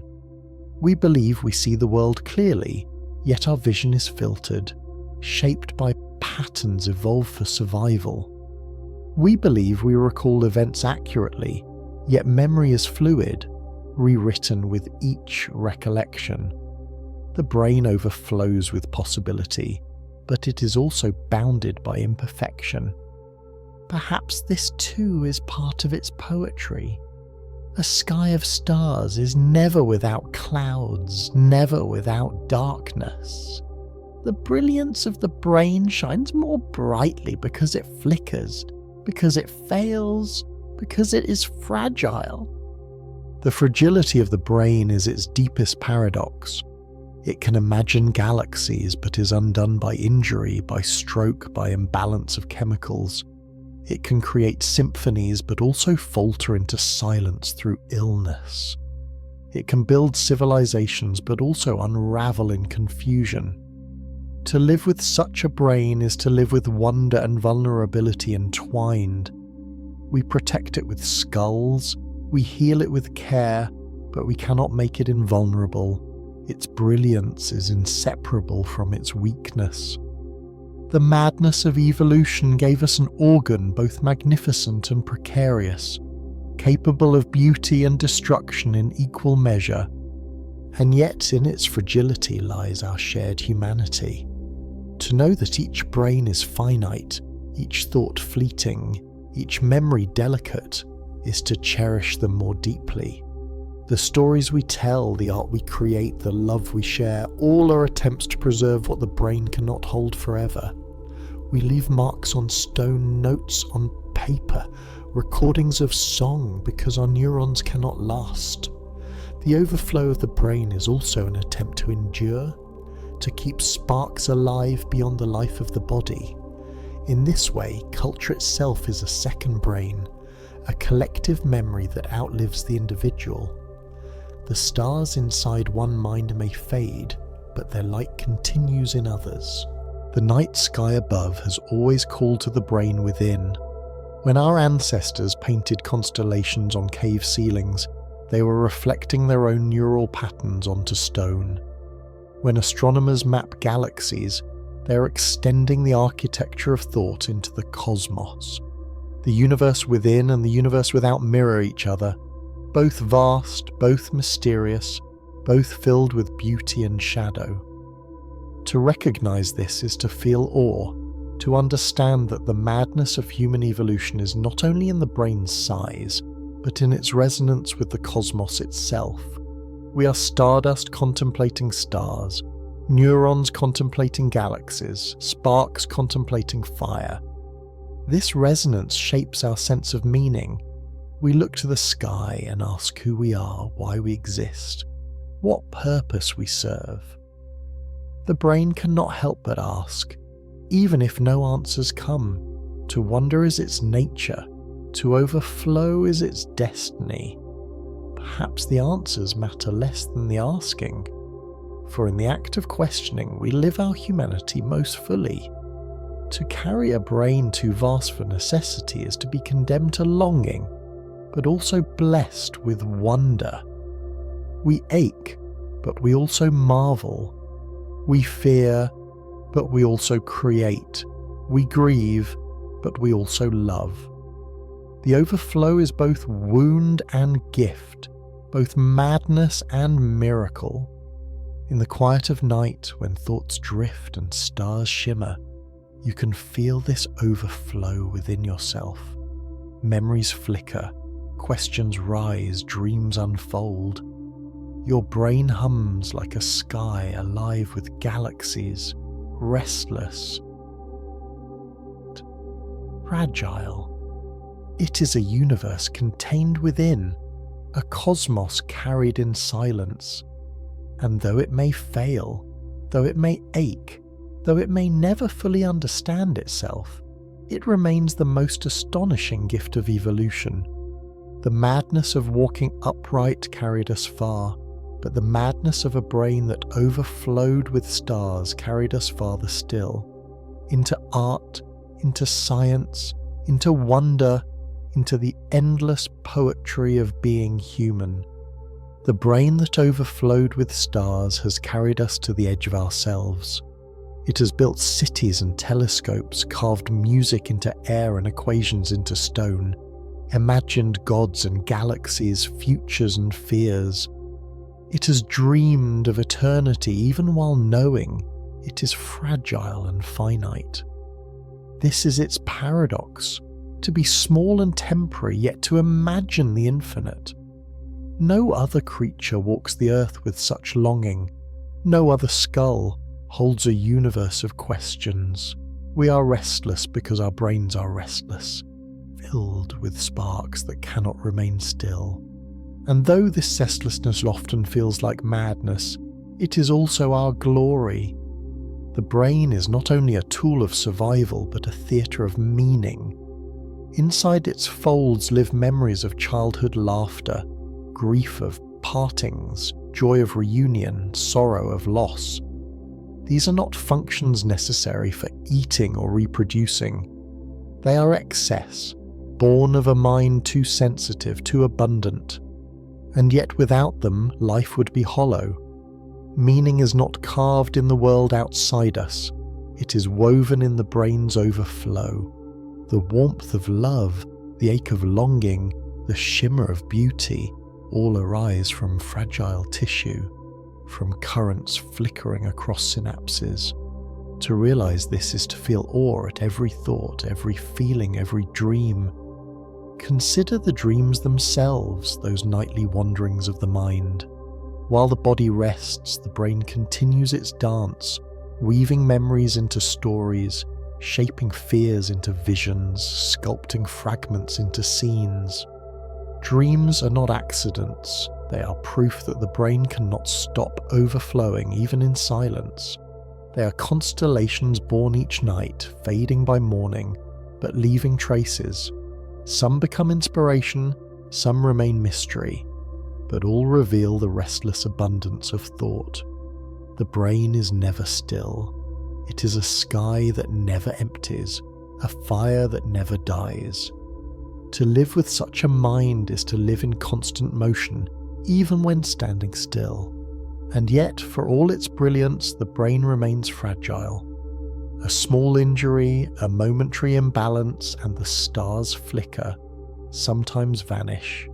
Memories dissolve, speech falters, identity thins. The same organ that paints galaxies in thought can also unravel into confusion. This fragility is humbling. It reminds us that consciousness is not guaranteed, that awareness is a delicate miracle, that every moment of clarity is a gift. To cherish thought is to honour its transience, to see in each idea the shimmering of a star that may fade. The brain's brilliance is inseparable from its vulnerability, its vastness from its fragility. The fragility itself has shaped culture. Knowing that memory fades, we write. Knowing that life ends, we create art, we carve monuments, we tell stories. These acts are the brain's way of extending itself, of ensuring that its sparks continue beyond the limits of its biology. Culture is a second brain, a collective overflow, where individual constellations merge into galaxies of civilization. The words you read, the songs you hear, the ideas you inherit, all are remnants of other minds still glowing long after their bodies have gone. Through culture, the brain defeats its own fragility, turning transience into continuity. But even culture cannot quiet the brain's deepest questions. What is consciousness? Why do we exist? What lies beyond death? These questions may have no answers, yet the brain cannot help but ask. It is wired to wonder, compelled to seek. And in this seeking lies beauty.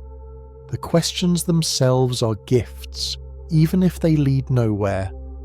They open doors of imagination, stir creativity, kindle awe. The madness of the overflowing brain is not that it answers everything, but that it refuses to stop asking. Its questions are stars in themselves, lighting the darkness of existence with possibility. When you look at the night sky, you see billions of stars, each a sun burning across unimaginable distances. When you close your eyes and think, you feel billions of neurons flickering, each a spark of thought burning across unimaginable connections. The brain and the cosmos mirror one another. Both are vast, both mysterious, both filled with light and shadow. To realize this is to feel a deep belonging. You are not separate from the universe. You are part of it, reflecting it within yourself. The stars are not only above you, they are also inside you, carried in silence, flickering in thought. This belonging gives rise to awe, but also to humility. For all our intelligence, for all our overflow, we remain fragile creatures. Our brains are vast, but they are also limited. We cannot know everything. We cannot solve every mystery. We cannot escape mortality. But perhaps this is not failure. Perhaps it is beauty. The limits give shape to wonder. The fragility gives weight to meaning. A star is beautiful not because it burns forever, but because it burns at all. A thought is beautiful not because it explains everything, but because it shines for a moment in the darkness. To carry an overflowing brain is to carry this fragile beauty. Even as science maps neurons, even as technology builds machines that mimic thought, the mystery remains. Consciousness cannot be reduced to equations, meaning cannot be dissected from tissue. The brain is more than circuits, it is song, dream, story. It is the place where the universe becomes aware of itself, where matter looks at matter and whispers, "I am." This self-awareness is the brain's greatest overflow, the most extravagant spark of all. It is also the strangest.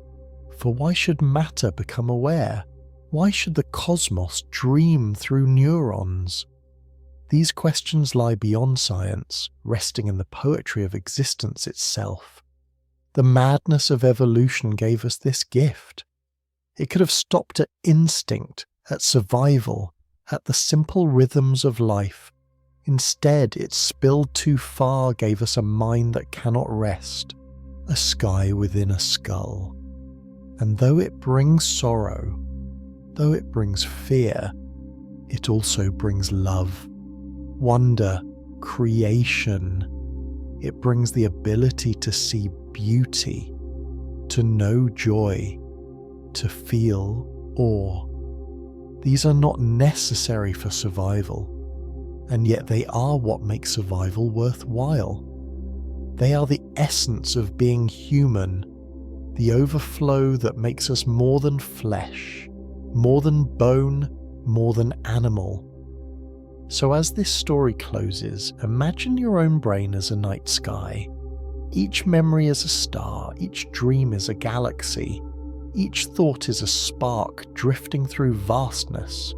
You're not empty, you are luminous. You're not only alive, you are aware. And this awareness is both fragile and infinite, both madness and miracle. The brain that overflowed with stars is the inheritance of your species, the gift of evolution's daring, the consequence of a gamble that risked pain for wonder. Carry it gently, cherish its light, and remember that within your skull lies a universe, forever overflowing, forever alive with stars. The hands are where the world and the body meet. They are the bridges between thought and matter, between dream and form. With them we hold, we build, we destroy, we create. They are delicate, fragile bones wrapped in skin. Yet they carry the strength to move mountains, to carve stone, to write words that last longer than lives. When you look at your hands, you see not only flesh and fingers, you see history, the story of a species that reshaped the earth with touch. The madness of human evolution is written in these hands, for no other first creature has wielded such tools of transformation. In the beginning, our ancestors' hands were not so different from those of other apes. They grasped branches, plucked fruit, held fast to bark. They were instruments of survival, designed for climbing, for holding, for balance in the canopy. But slowly, quietly, the hands changed. Thumbs grew more agile, fingers became more precise, wrists grew stronger yet more flexible. The hands that once only clutched began to manipulate, to shape, to imagine. A stone became not only something to step upon, but something to sharpen, to use, to wield. A stick became not only support, but spear, lever, firebrand. The hands awoke, and with them the world began to change. The bones of the hand reveal this transformation. 27 bones, delicate and intricate, joined by tendons and muscles that allow both strength and finesse. No claw, no hoof, no wing equals their precision. With a hand, one can crush or caress, strike or sculpt, hold tightly or let gently go. This range of possibility is unparalleled in the animal kingdom. It is a gift, but also a risk, for such delicate structures are easily broken, easily wounded. Yet this fragility became power. Because the hands were not weapons themselves, they demanded tools. And in demanding tools, they invited imagination. The hand is not only a part of the body, it is the canvas of thought. The earliest tools were simple, stones cracked to sharpness, flakes struck from cores. Yet in those flakes lay the seed of everything to come. To shape stone was to shape future. Hands learn not only to grasp, but to plan, to imagine what a rock might become, to hold an image in the mind and bring it into the world. This act was madness. No other creature reshaped nature so intentionally, so persistently. The hands, guided by the restless brain, refused to accept the world as it was. They demanded more, and through that demand, humanity was born. With tools came fire, and with fire came civilization. Hands fed flames, tended them, carried them. They built shelters from branches, homes from sawn stone, cities from clay and timber. They carved symbols, pressed paint onto cave walls, strung beads, knotted fibers. Hands made visible what the mind dreamed. Every artifact is a trace of fingers, of palms, of gestures frozen in matter. To walk through a museum is to walk through the memory of hands, their silent language preserved in wood and stone. Even now, when machines hum and towers rise, it is still the hand that designs, that directs, that holds the pen or strikes the key. The world is a tapestry woven by touch, yet the same hands that create also destroy. They shape weapons as easily as instruments, chains as easily as tools, With them we build bridges and bombs, plant seeds and wield swords. The paradox of humanity is held in the palm, the power to nurture and the power to harm side by side, inseparable. Perhaps this is the true madness of the hand. It does not choose for us, it only obeys. It can cradle a child or strike an enemy, paint beauty or tear it down. The morality is not in the fingers but in the mind that guides them. The hand is possibility, and possibility is always dangerous. Still, when we think of what makes us human, we return to the hand. Language began with gesture, with pointing, with open palms. Art began with handprints on cave walls, with fingers dipped in pigment, pressing identity into stone. Music began with drums struck by hands, strings plucked by fingers. Science began with hands measuring, counting, mixing, recording. Even love expresses itself through hands, the clasp of fingers, the brush of skin, the embrace of arms. Hands are more than tools. They are symbols of connection. They hold not only objects but each other, bridging distance, carrying meaning without words. The madness of evolution gave us these hands, fragile yet powerful, delicate yet transformative. Other creatures have strength, speed, claws, wings. We had only thought and touch, yet with these we remade the earth. Forests fell, fields grew, rivers were dammed, mountains carved, stars charted, machines built. With each gesture, humanity extended its reach. The world you see around you, and every building, every road, every book, every painting, is the echo of countless hands. They are silent now, but their touch endures. The fingerprints of history are everywhere, pressed into the shape of our world.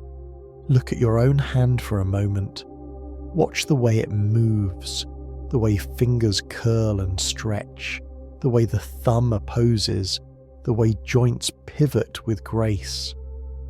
Beneath the skin are bones that remember trees, muscles that once held branches, tendons that once gripped fruit.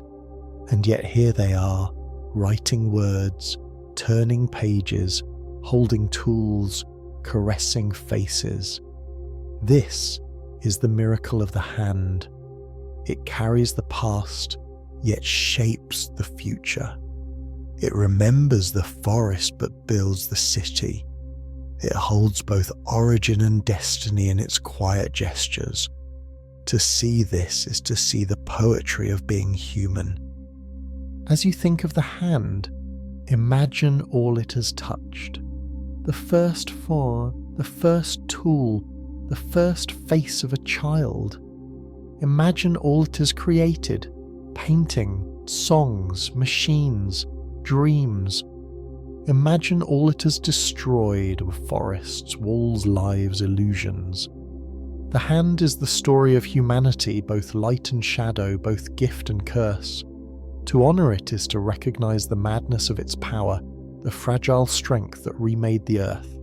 And to use it well is to guide its touch with care, to choose creation over destruction, tenderness over harm. For though the hand can reshape the world, it can also heal it, holding gently, building anew, offering hope in the smallest gesture. The hands have always been restless. They cannot remain idle for long. Even in stillness they twitch, they drum, they trace patterns in the air. This restlessness is not mere habit, it is history. For millions of years the hands have been instruments of survival, busy with gathering, weaving, shaping, tending. When the brain overflowed with stars, it was the hands that gave those stars form. Thought without touch remains dream. Touch without thought remains instinct. But together, brain and hand create worlds. This partnership is perhaps the most defining feature of our humanity. sparks of imagination flowing down arms, out through fingers into matter. Consider the way hands taught us to count. Long before numbers had names, fingers tallied quantities. 10 digits became the basis of systems that still govern trade, science, and time. The hand was not only a tool, but a teacher, a silent mathematician. From simple tallies grew the abstraction of numbers, equations, astronomy, calendars. The stars above were measured because the stars within found expression in fingers. To this day, children learn arithmetic by counting on their hands, repeating the ancient gesture that linked thought to touch. The roots of knowledge are not in books or machines, but in the palm of the hand. From counting came writing, and from writing came memory preserved beyond the brain. The hand carved symbols into clay, brushed ink onto parchment, pressed marks into stone. Each letter, each character, each curve of script is the echo of movement, the dance of fingers across a surface. To write is to extend the body into time, to leave a trace of thought for others to discover long after the thinker is gone. Without hands, knowledge would vanish with each generation. With them, it endures. Libraries are not only monuments of ideas, but monuments of touch. Each page a testimony to the patience of fingers. Hands also shaped music, that most intangible of arts. Strings plucked, drums struck, flutes held and played, all are extensions of gesture. Rhythm is born of beating palms, melody of moving fingers. Even the human voice is guided by hands in song, conducting, shaping air into harmony. Music, though invisible, is carved by touch. To watch a pianist is to watch hands become rivers of sound flowing across keys. To watch a drummer is to see rhythm written in skin and wood. In music, the hands speak directly, bypassing words, carrying emotion as pure motion. Their restlessness becomes beauty. In art too, hands left their indelible mark. The first cave painters pressed palms against stone, outlining their presence in pigment. These handprints are among the oldest signatures in human history, messages across tens of thousands of years. I was here, I existed, I touched. Later, hands sculpted figures from clay, carved statues from rock, painted canvases with detail so fine it could only be born of patient fingers. The masterpieces of humanity are not only visions of the mind, but labours of the hand. Each stroke of brush, each chip of chisel, each line of charcoal carries the intimacy of touch, the mark of a living body shaping the world. Hands built civilization itself. They stacked stones into walls, raised timber into homes, laid brick upon brick into cities. Roads stretched beneath their labour, bridges arched across rivers, ships were crafted to cross seas. Agriculture too was born of hands, seeds pressed into soil, weeds pulled, harvest gathered. Without hands, fields would not grow, homes would not stand, journeys would not unfold. Every monument of history is the echo of countless hands most forgotten, their labour silent yet enduring. To touch the stones of an ancient temple is to feel the ghost of those who lifted them, their presence lingering in the grooves of their work. But hands are not only makers, they're communicators. Before voices found words, gestures carried meaning. A pointing finger guided attention. An open palm showed peace. A clenched fist showed anger. Even now, we speak as much with our hands as with our mouths. Gestures animate language, carrying emphasis, nuance, emotion. Sign languages around the world reveal the full potential of hands as complete languages in themselves, eloquent, expressive, precise. In silence, hands can sing entire conversations, carry humour, convey love. They are not merely tools but voices, each motion a word, each sign a sentence, each gesture a bridge. The intimacy of hands is perhaps their most profound gift. They hold infants close, steady the frail, comfort the grieving. A clasped hand can reassure without a single word. A touch can heal loneliness, ease pain, restore trust. Medicine itself began with hands, healing through pressure, through massage, through the careful setting of bones. Long before science gave us instruments, hands were the instruments of care. To this day, the most advanced technologies still rely on them. A surgeon's steady fingers guiding delicate instruments, a nurse's hand steadying the frightened, a friend's hand reaching out in compassion. In tenderness, the hand becomes more than anatomy. It becomes language of the heart. Yet the paradox of hands remains. They destroy as easily as they create. The same fingers that wrote poetry also forged swords. The same palms that planted fields also built empires of conquest. Our hands have remade the world for good and ill, and they continue to do so. They hold the power of fire and machine, the triggers of weapons and the seeds of gardens. To reflect on hands is to reflect on our choices, for they are the faithful servants of our intent. The madness of human evolution was not in giving us hands, but in giving them to creatures with the imaginations too vast to control. The results are beauty and devastation intertwined. The world today is still shaped by hands, though often hidden behind machines. Fingers type across keyboards, swipe across screens, assemble circuits smaller than dust. Entire digital worlds arise from gestures of tapping and pressing. The hand has not lost its place, has only changed its canvas. What once shaped stone now shapes code. What once painted walls now designs light on screens. Even in the age of technology, the hand remains central, translating thought into form, imagination into presence. The tools evolve, but the touch remains. The world is still a creation of fingers. If you watch your own hand, you will see history moving. The thumb that once held branches now steadies a pen. The fingers that once cracked nuts now write messages. The palm that once pressed seeds now cradles glass screens. Each movement is an echo of forests, of plains, of caves. Your hand is not only yours, it is the hand of ancestors, of countless generations whose gestures built the path that led to you. When you touch the world, you continue their story. When you create, you honour their daring. When you destroy, you repeat their mistakes. The hand is inheritance, fragile yet enduring, filled with possibility.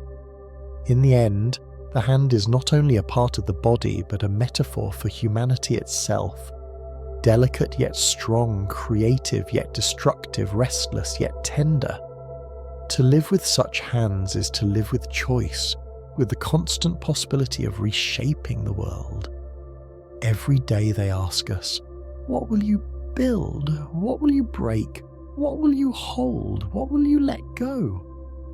The madness of human evolution gave us these instruments, these voices, these tools. What we do with them is the story still unfolding, written not only in words, but in touch, gesture, creation. And that story is endless, as long as hands remain restless. The story of hands is the story of touch, and the story of touch is the story of humanity itself. When we reach out into the world, when we press fingers to earth, to water, to skin, we confirm our existence. The hand is proof of presence. It makes thought tangible, emotion visible, imagination real. And yet, for all its power, the hand is fragile. bones slender, joints delicate, skin easily torn.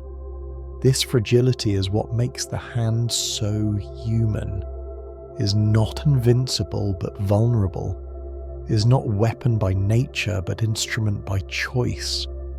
The true power of hands lies not in their strength but in their ability to transform weakness into creation. Across time, the hands have been teachers. They taught us how to survive, how to shape fire, how to weave cloth, how to carve stone. They taught us how to share, how to point, how to sign, how to hold. They guided us through memory and culture, pressing knowledge into clay tablets, into books, into digital screens. Each gesture has been a lesson passed forward, not in words alone, but in motion repeated.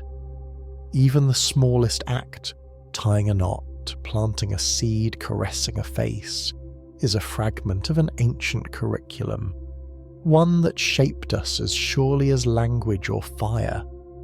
To learn with the hand is to learn through being, through presence, through touch. The intimacy of hands reaches beyond survival into meaning. A hand resting on another's shoulder can carry more weight than any speech.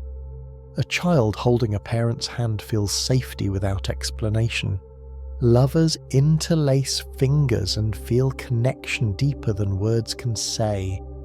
At funerals, hands reach to comfort, to lift, to steady. At celebrations, they clap, they embrace, they raise cups together. The hand is the universal companion of emotion, the bridge between inner feeling and outer expression. Without hands, joy would lose half its gestures, sorrow half its comfort, love half its expression. They are not only tools of making but instruments of being together. The paradox remains that these same hands have also scarred the earth. They cut forests, dammed rivers, split atoms. They built machines that reshaped climates, weapons that ended cities. To speak of hands is to speak of responsibility, for with every power comes choice, and hands follow choice faithfully. They do not hesitate, they only obey. The destruction of landscapes, the burning of fields, the forging of chains, all are handprints as surely as paintings or sculptures. Humanity's legacy is mixed because hands carry both our best and worst intentions. They are the shadows as well as the light of our species, yet even in destruction the hands remember tenderness. For every blow struck, another hand has healed. For every chain forged, another has been broken. For every forest felled, another has been planted. The story of hands is not one of despair, but of possibility. They remain restless, ready to begin again, ready to shape new worlds. The earth still waits beneath them, soil ready for seeds, stone ready for carving, canvas ready for paint. The future rests in their gestures as much as the past does. What we choose to do with our hands now will shape not only tomorrow, but the memory of what humanity was. In their gestures, hands also carry prayer. Across cultures, across centuries, humans have lifted palms to the sky, folded them together, pressed them to hearts. These movements are not accidents. They are embodied longing, the overflow of thought into gesture. Whether reaching for gods or for one another, hands become symbols of faith, of hope, of humility. They are raised in worship, extended in blessing, opened in offering. The sacred has always been linked to the hand, because it is the part of us most capable of expressing invisible desire in visible form. To fold hands in silence is to declare that touch itself is holy. The beauty of hands is not only in their power, but in their detail. Each fingerprint is unique, a pattern that exists nowhere else in time or space. No two people leave the same trace. When you press your finger into clay or glass, you leave behind a mark that is utterly your own, as singular as your voice, as fleeting as your breath. This uniqueness speaks to the individuality of touch, each person's hand carrying a story written in lines and whirls. Yet in their function, hands are universal. They all grasp, they all gesture, they all reach. Together, uniqueness and universality make the hand a paradox of self and shared humanity. Imagine all the invisible handprints across history, the stones placed in pyramids, the brushstrokes on ceilings, the stitches in sails that carried ships across oceans. Imagine the countless anonymous hands that built, cooked, healed, carried, tended. History often remembers names, but it is the hands that did the work. They have no fame, no record, only the enduring shape of their labour. To honour humanity is to honour not only the great thinkers, but the countless workers whose hands fed children, raised homes, mended clothes, tilled soil. Civilization is not the product of minds alone, but of hands that never ceased moving. And so, the story of hands is the story of possibility. They are fragile, yes, but they are endless in what they can do. They hold both danger and hope, both destruction and creation. They remind us that humanity is not defined by inevitability, but by choice. Every gesture is a decision, every creation a responsibility, every touch a chance to shape the world anew. The madness of evolution gave us these instruments, these restless companions, these fragile powers. What we do with them is our inheritance, our destiny, our legacy. To recognize this is to recognize the quiet miracle of simply opening your hand. As this story ends, look again at your own hand. Watch it move, watch it curl and open, watch it carry memory in its lines. Within it lies the past, forests, tools, fires, fields. Within it lies the present, books, screens, embraces, creations. Within it lies the future, choices yet unmade, worlds yet unbuilt, hopes yet unspoken. The hand is not only bone and skin, but symbol, bridge, possibility. It is the part of you that reaches outward, that reshapes the world, that connects you to others. Fragile, restless, miraculous, it is your inheritance, and it is your gift. Carry it gently, use it wisely. For the story of humanity is written not only in cells or bones, but in hands endlessly moving, endlessly reshaping, endlessly remembering.